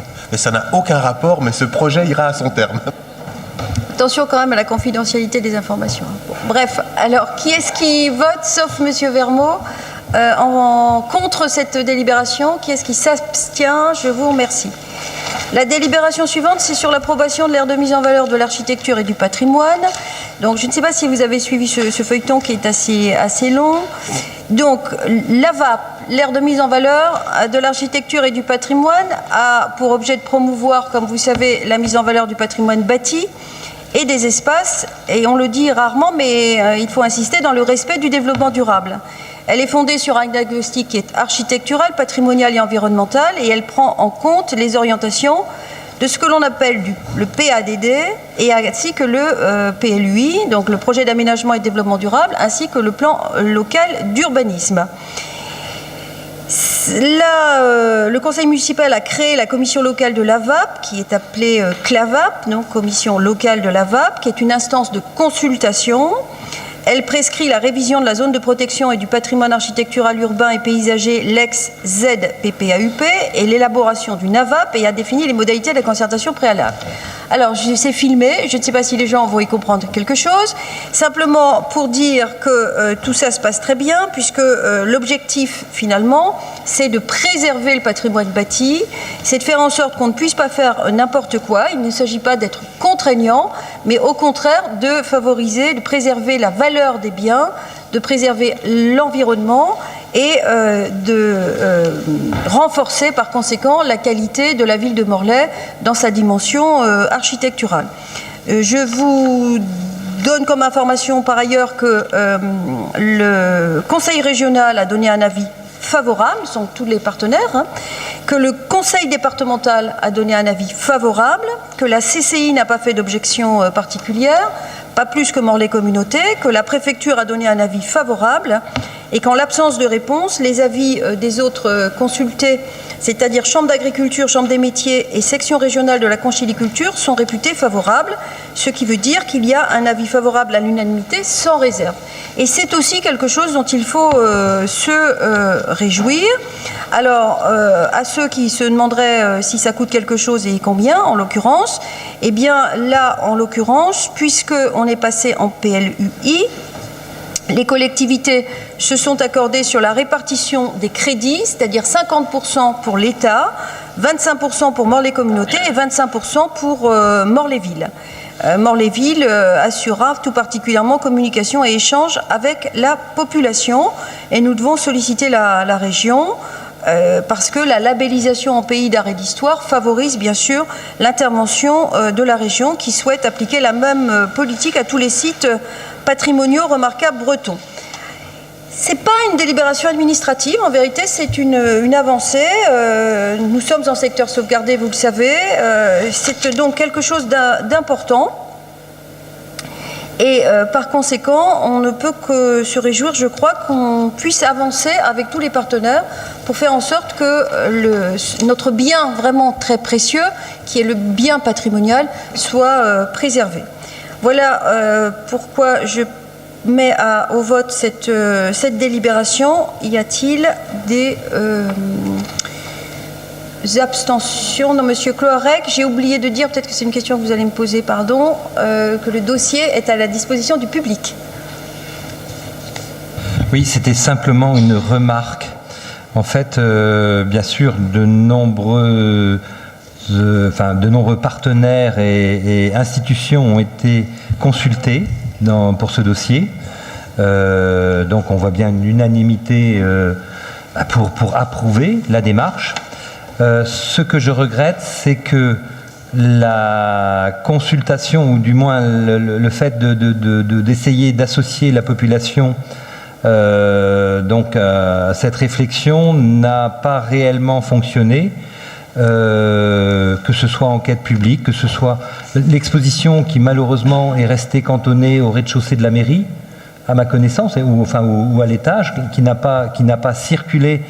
Enfin, c'est un des moyens, bien sûr, de sensibilisation qui a été réalisé, et donc on ne peut que le saluer, mais on voit bien que le peu de remarques recueillies par le commissaire enquêteur, que, on va dire, la très faible participation des gens aux réunions publiques montre que là aussi, je pense que cette procédure a montré ses limites et qu'il semble important de réfléchir à une autre manière de concerner les habitants. Parce que c'est vrai que là, on partage tout à fait votre souci sur l'avenir quant à la qualité du patrimoine et de son intérêt pour le devenir de notre cité. Bernard Guilcher.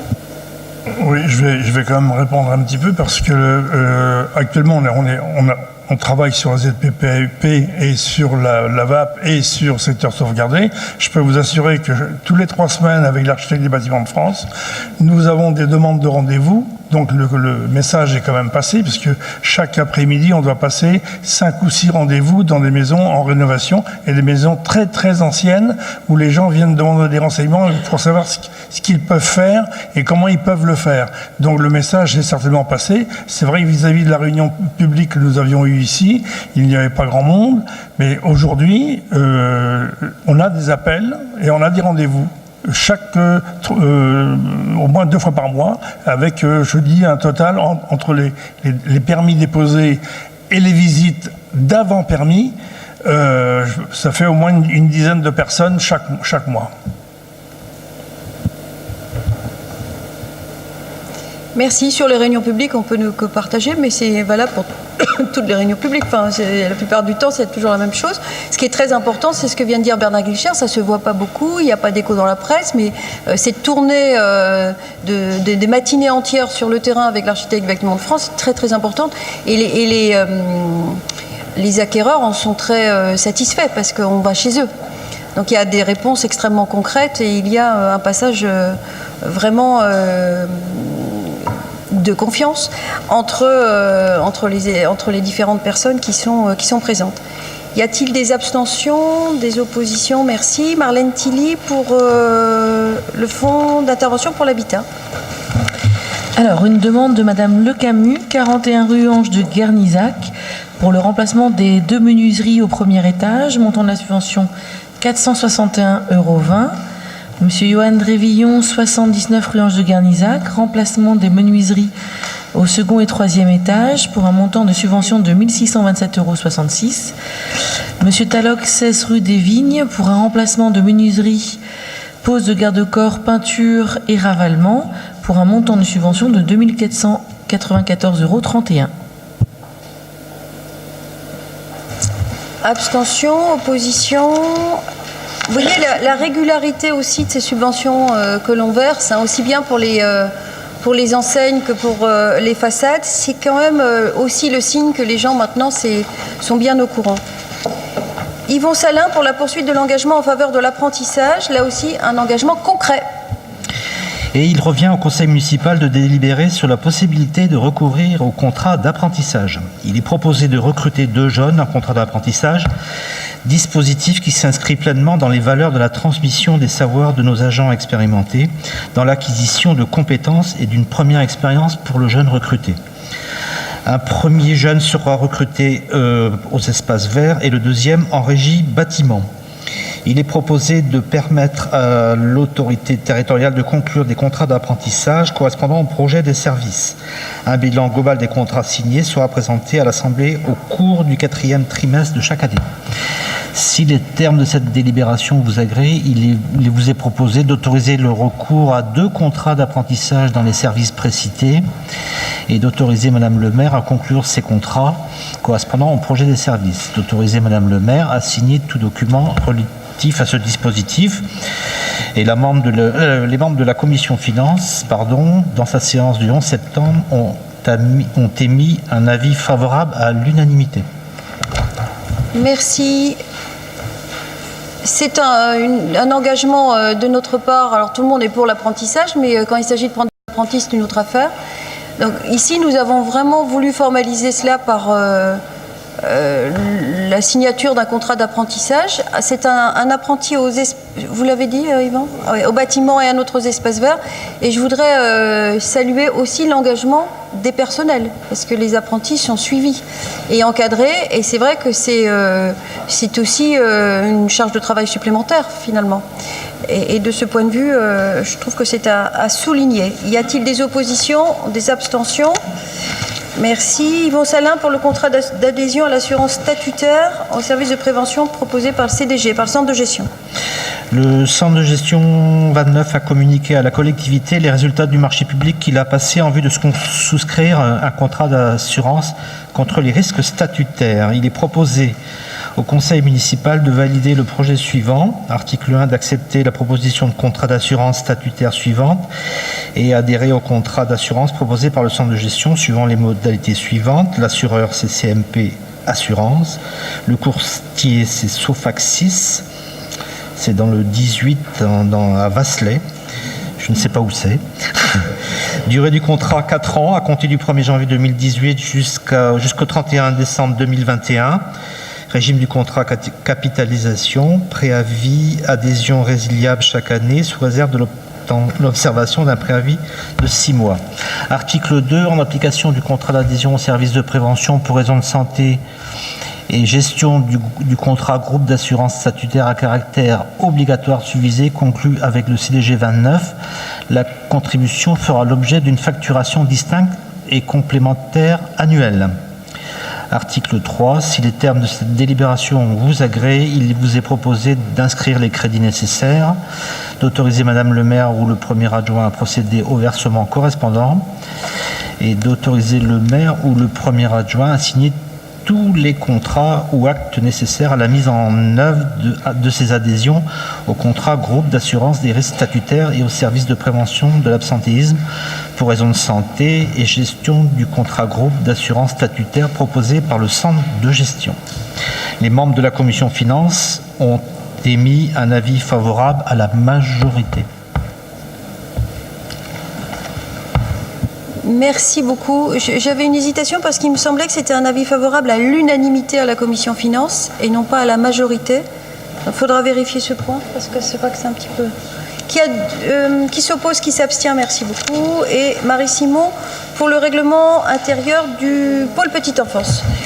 Oui, alors le règlement intérieur du pôle petite enfance a été révisé par le conseil municipal du 10 juillet 2014. En fait, il vous est proposé d'apporter des modifications au règlement intérieur existant, évidemment afin de tenir compte de l'évolution réglementaire, mais de donner surtout aux familles un outil adapté à leurs besoins sous forme d'une plaquette que j'ai là. En fait, c'est beaucoup plus joli comme ça. Vous l'avez juste après cette délibération. En fait, on a simplifié, sans oublier évidemment aucun point du règlement, mais certains articles ont été résumés, car ils sont explicités aux familles lors de l'entretien ou du premier contact avec les parents. Il y a une grande place faite à ces entretiens d'abord pour rassurer les parents, pour personnaliser au maximum l'arrivée des petits. D'autres articles ont été enlevés parce qu'ils étaient déjà présents dans le projet d'établissement ou bien encore dans le projet pédagogique, ou d'autres s'adressant davantage à l'équipe éducative. Donc on a, avec les partenaires, avec évidemment le personnel du pôle petite enfance, on a travaillé pour aboutir à ce format qui est beaucoup plus lisible et intelligible. Voilà. Y a-t-il une abstention, une opposition? Merci beaucoup. Donc c'est la fin de ce conseil municipal. Il y a encore une délibération? C'est qui? Ah oui, Jannick Budet, pardon. Voilà, il s'agit d'une convention attribuée par la CAF relative à l'achat de matériel pédagogique. Cette convention fixe le cadre et les modalités de versement de la subvention. D'autre part, la ville de Morlaix s'engage à faire l'acquisition de matériel d'activité pédagogique et fournir les pièces justificatives, respecter la charte de la laïcité de la branche famille annexée à la Convention, faire mention de l'aide apportée par la CAF. La Caisse d'allocation familiale du Finistère s'engage à verser à la ville une aide financière en 2017 pour un montant de 261 €. Le gestionnaire s'engage à respecter et justifier de l'utilisation des fonds reçus. À défaut, la CAF procédera à la récupération des sommes versées non justifiées. Si les termes de cette délibération vous agréent, il vous est proposé d'approuver les termes de cette convention et d'autoriser Madame le maire à procéder à sa signature. Donc vous avez la convention de la page 208 à 211. Merci. Y a-t-il des oppositions, des abstentions? J'ai une proposition à vous faire. Les conventions qui sont annexées, là, il y en a plein. Elles sont illisibles, c'est du gaspillage. Ça ne sert pas à grand-chose. Je ne sais pas lesquels d'entre vous les ont lues. Est-ce qu'on pourrait imaginer que ces conventions soient transmises de façon dématérialisée? C'est-à-dire que vous avez les délibérations, bien sûr, papier, parce qu'on a compris que ça c'était indispensable, mais par contre, les conventions, on pourrait tout à fait les transférer de façon dématérialisée avec un exemplaire consultable pour ceux qui sont en panne ou qui ne consultent pas leur ordinateur. Alors, vous êtes d'accord? Aucun problème, parce qu'en plus, par exemple, pour une certaine partie du rapport GRDF, il y avait des moments où c'était parfaitement illisible. Absolument. Donc on souscrit totalement à la transmission des conventions dématérialisées. Et puis c'est aussi du papier, enfin c'est aussi des arbres qui meurent. Hein. Il faut aussi veiller à cette économie-là et à ce gaspillage. Écoutez, merci. Encore une. Il y en a encore une. En plus, alors, je vais vous dire aussi qu'il se passe quelque chose, c'est que du coup, dans les conventions, moi, je suis complètement noyée et entre les conventions se glissent des délibérations. Et c'est encore Jannick Budet. C'est pour la ferme des enfants. La Caisse d'allocation familiale du Finistère propose la signature d'une convention d'objectifs et de financement. Une petite synthèse serait bienvenue. Hein. D'accord. Je recommence. Et je pense qu'il y en a eu une de fournie d'ailleurs, oui. Si je ne m'abuse. Convention passée entre la CAF et la ferme des enfants qui encadre la participation et les modalités de versement et de la prestation de services de la CAF dans le cadre de l'aide apportée aux familles de bénéficier une offre de services adaptés, en particulier lorsque les familles rencontrent des difficultés. Le mode de calcul est explicité dans la délibération. En contrepartie, la ville s'engage à offrir un service de qualité accessible à tous, garantir une accessibilité financière par la mise en place d'une tarification modulée, mettre en place un projet éducatif et social de qualité, informer la CAF de toute modification, règlement intérieur, prévision budgétaire, etc. Tenir un état de fréquentation trimestriel, faire mention de l'aide apportée par la CAF. De plus, la ville de Morlaix doit être en capacité de justifier de l'utilisation des fonds lors de contrôles de gestion. Pour information, la prestation de service est versée en fonction du nombre d'heures effectuées. Un prévisionnel est ainsi fourni et ajusté au moment du bilan d'activité en fin d'année. Si les termes de cette délibération vous agréent, il vous est proposé d'approuver les termes de la convention et d'autoriser Madame le maire à procéder à la signature. Oui, y a-t-il des prises de parole? Marie-Simon? Oui, juste pour rendre plus concrète cette délibération. Par exemple, en 2016, par rapport au mode de calcul, c'est en fonction du nombre d'heures. Et en 2016, le montant total était de 12 872 €, donc c'est pas anodin quand même. Hein. Ok, il y a des abstentions, des oppositions, merci. Donc cette fois, le conseil est levé. Il y a une question orale, mais je crois que Yann Le Gallic a une communication d'abord à faire.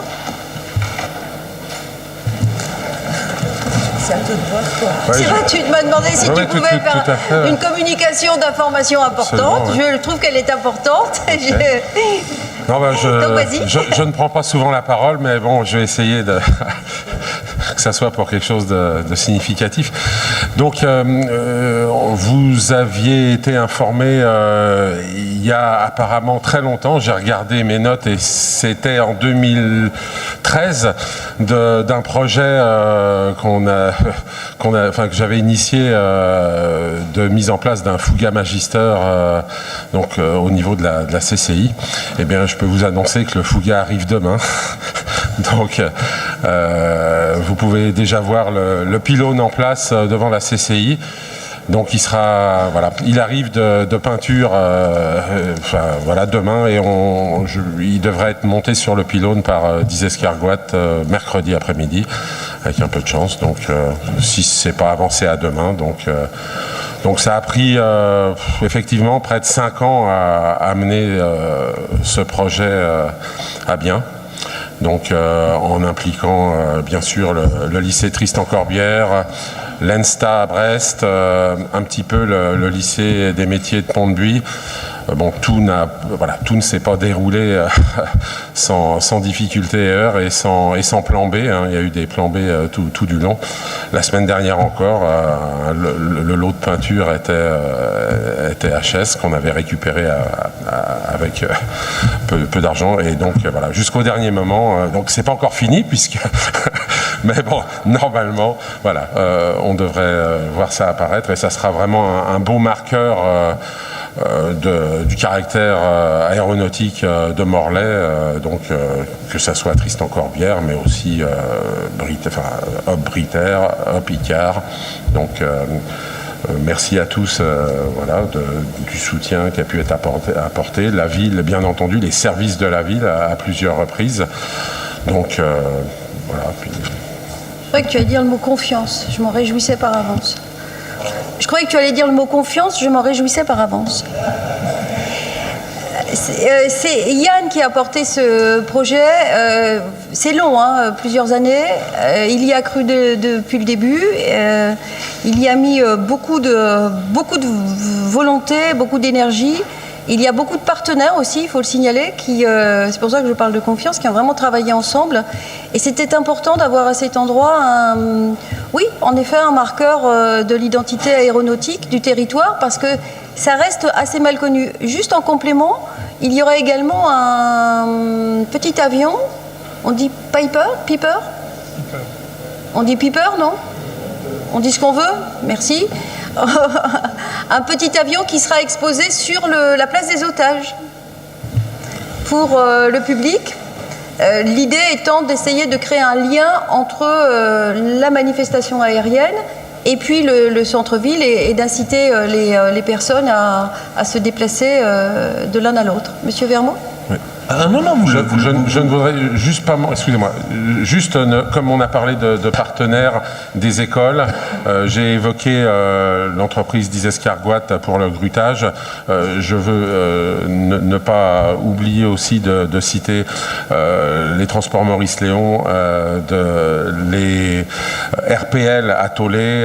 Non, mais c'est des gens qui ont passé beaucoup de temps et qu'il fallait citer. Merci. Non, mais vous l'avez fait, mais c'était pour rappeler encore plus directement le magnifique meeting aérien qui nous attend dès le week-end prochain, et que c'est vrai de réaffirmer l'identité aérienne de Morlaix. Tout à fait. C'est un très bel événement, vraiment. Ça décolle. Voilà, donc juste avant la question orale que tout le monde attend avec beaucoup d'impatience, juste sur Irma, si vous me permettez. Donc nos amis ultramarins ont été victimes de la catastrophe que l'on connaît. Par solidarité, l'Association des maires de France, donc à travers l'association, l'ensemble des municipalités et intercommunalités adhérentes, ont relayé des appels aux dons via les ONG déjà mobilisées sur place, c'est-à-dire la Protection civile et la Croix-Rouge. Voilà. Donc certains ont pris des initiatives, notamment des associations, mais le fait de concentrer sur 2 ONG très présentes sur place, qui ont montré malheureusement leur efficacité dans des circonstances à peu près similaires, ça permet aussi d'éviter que la générosité d'ici se traduise par une exploitation là-bas. C'est-à-dire qu'il y a un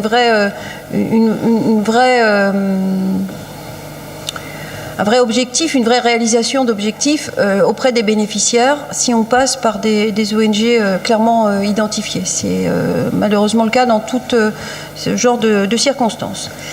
Voilà ce qu'on pouvait dire, et on pense à eux. Au Congrès des maires, nous aurons une action particulière. Le premier jour est consacré aux ultramarins, et nous aurons un geste particulier à leur endroit. Je ne sais pas qui lit la question orale. Monsieur Cloiret.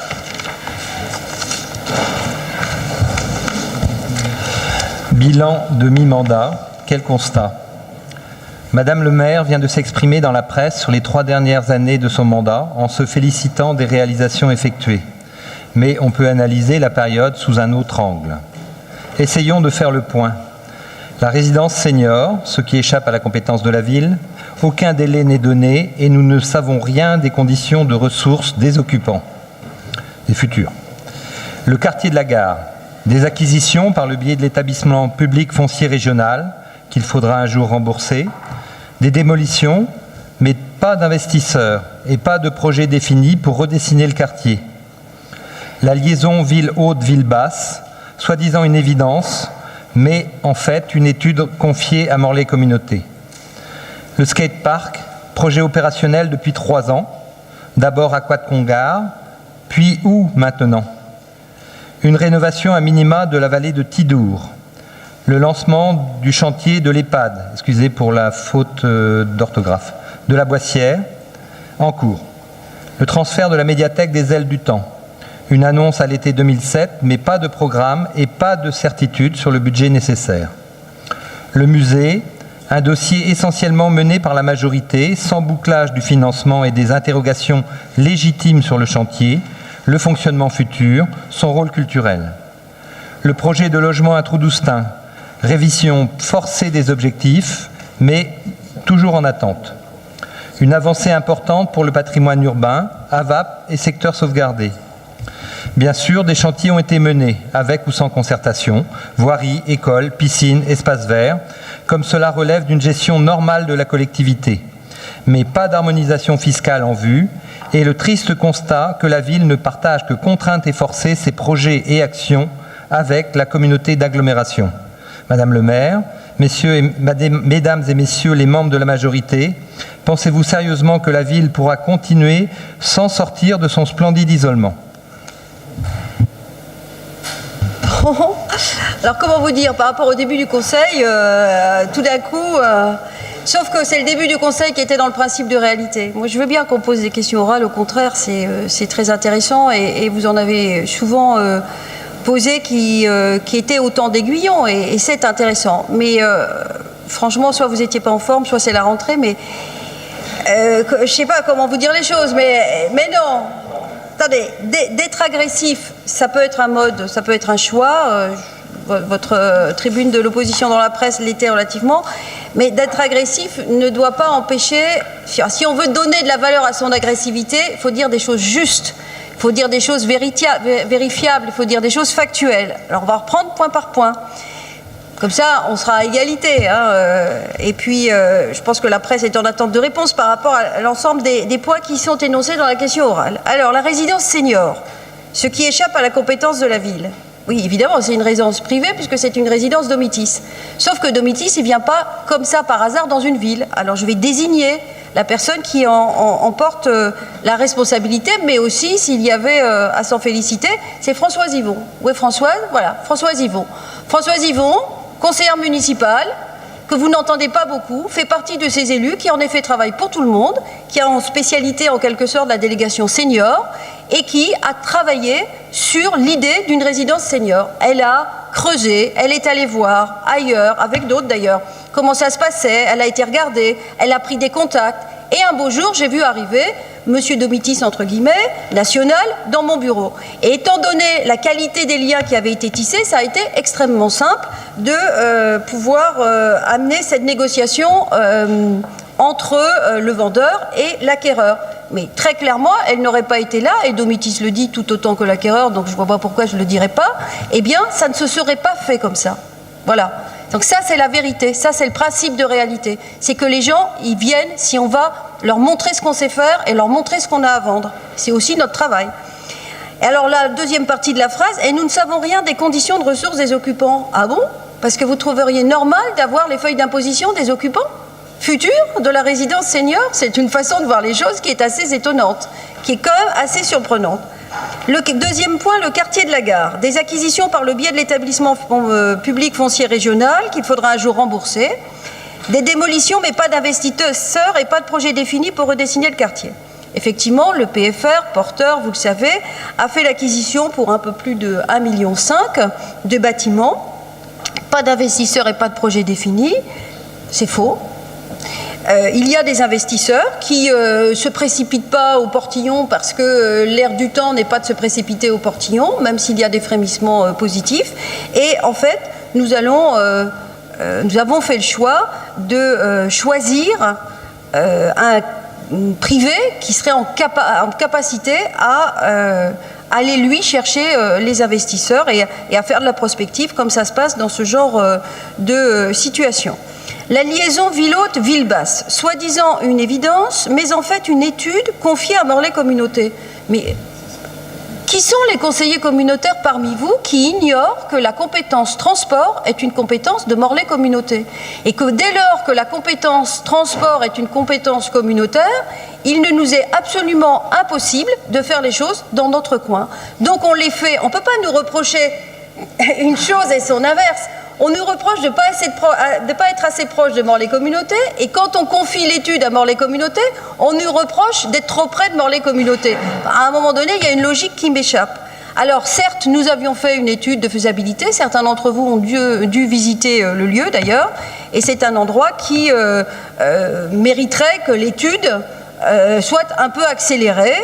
En tout cas, logiquement, on est effectivement au but, puisqu'il y a eu 2 réunions, ils nous ont rencontrés, et en octobre, nous devrions avoir une restitution.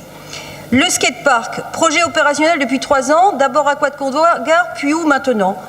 Nous faisons partie des élus qui ne jetons pas l'argent par les fenêtres et qui ne cédons pas à la démagogie qui est de rendre satisfaction immédiate à un désir exprimé.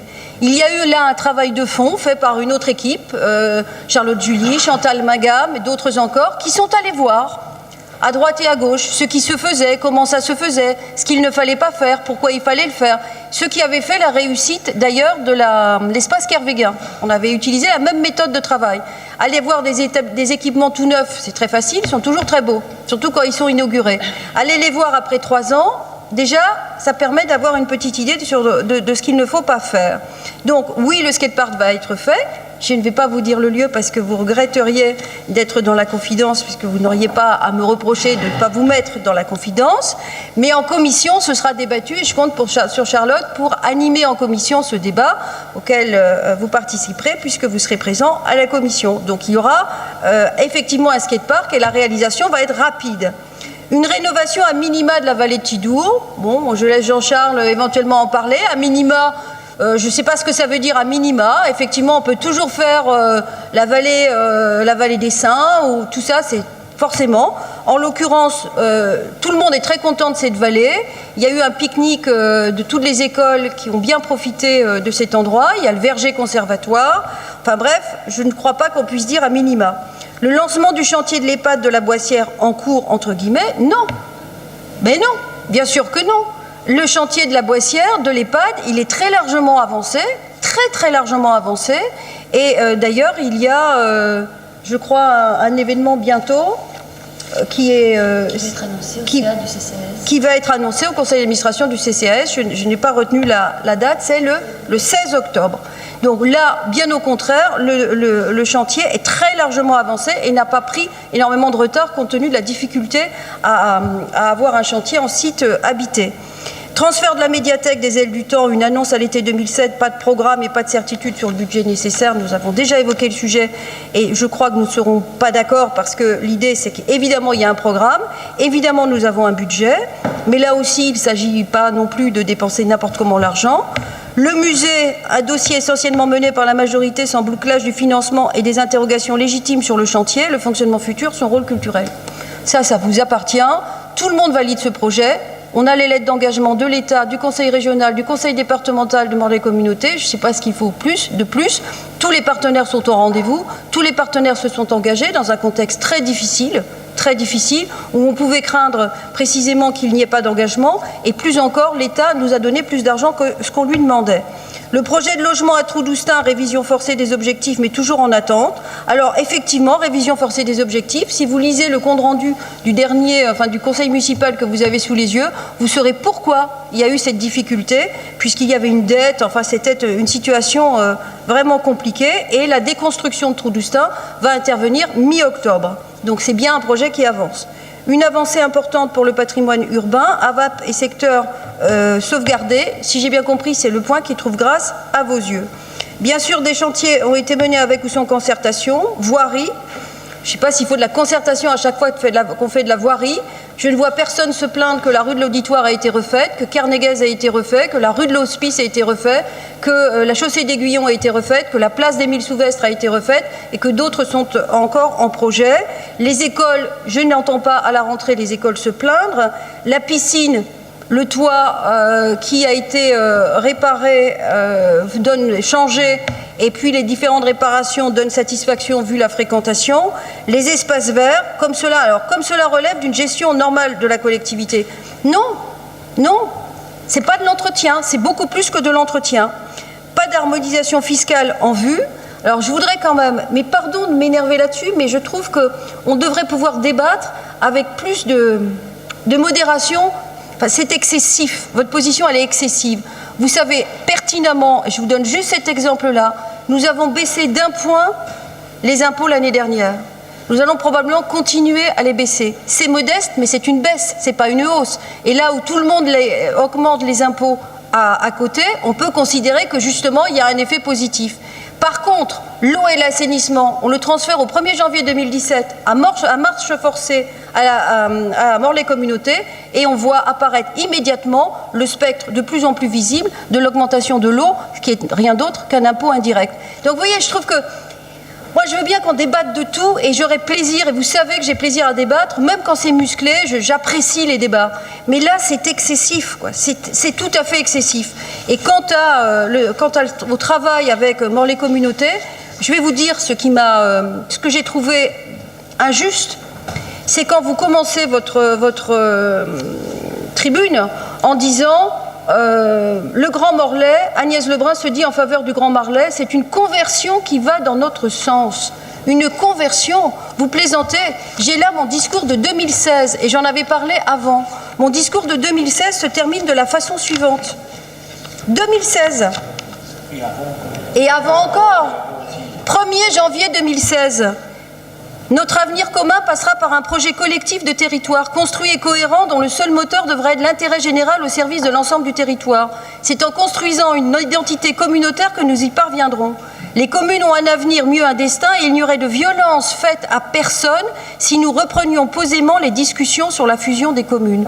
Que serait devenu le territoire si la fusion Ploujean-Morlaix avait échoué en 1959 ? Croyez-vous que les services de centralité auraient été les mêmes ? Croyez-vous que les moyens de fonctionnement auraient été les mêmes ? Les réponses sont évidentes dans les questions. Et comme je vous sais poète, j'avais cité René Char qui disait « Le réel quelquefois désaltère l'espérance, c'est pourquoi, contre toute attente, l'espérance survit ». Je suis pour la fusion des communes, j'ai toujours été pour la fusion des communes. Vous ne trouverez nulle part un élément agressif contre la fusion des communes. Ce que nous disons simplement, c'est que fusionner, mutualiser, c'est pas un remède universel. C'est pas un remède universel. Lorsqu'on voit que nous mutualisons, par exemple, notre agent pour le PLUI à Morlaix-Communauté, oui, c'est une mutualisation intelligente. Mais mutualiser, c'est pas se laisser dépouiller de quelque chose pour perdre du service à la population. Oui, en effet, nous sommes les garants de la qualité du service rendu à la population. Et nous mutualiserons toujours avec cette vérification permanente et cette vigilance permanente de la qualité du service à la population, parce que nous sommes là pour l'action publique et pour le service aux autres. C'est notre engagement, et dans notre engagement que vous avez probablement lu mais sans doute oublié, eh bien vous pouvez prendre un à un les engagements et vous trouverez 90 ou 95% des engagements tenus. Merci beaucoup. Je lève ce conseil.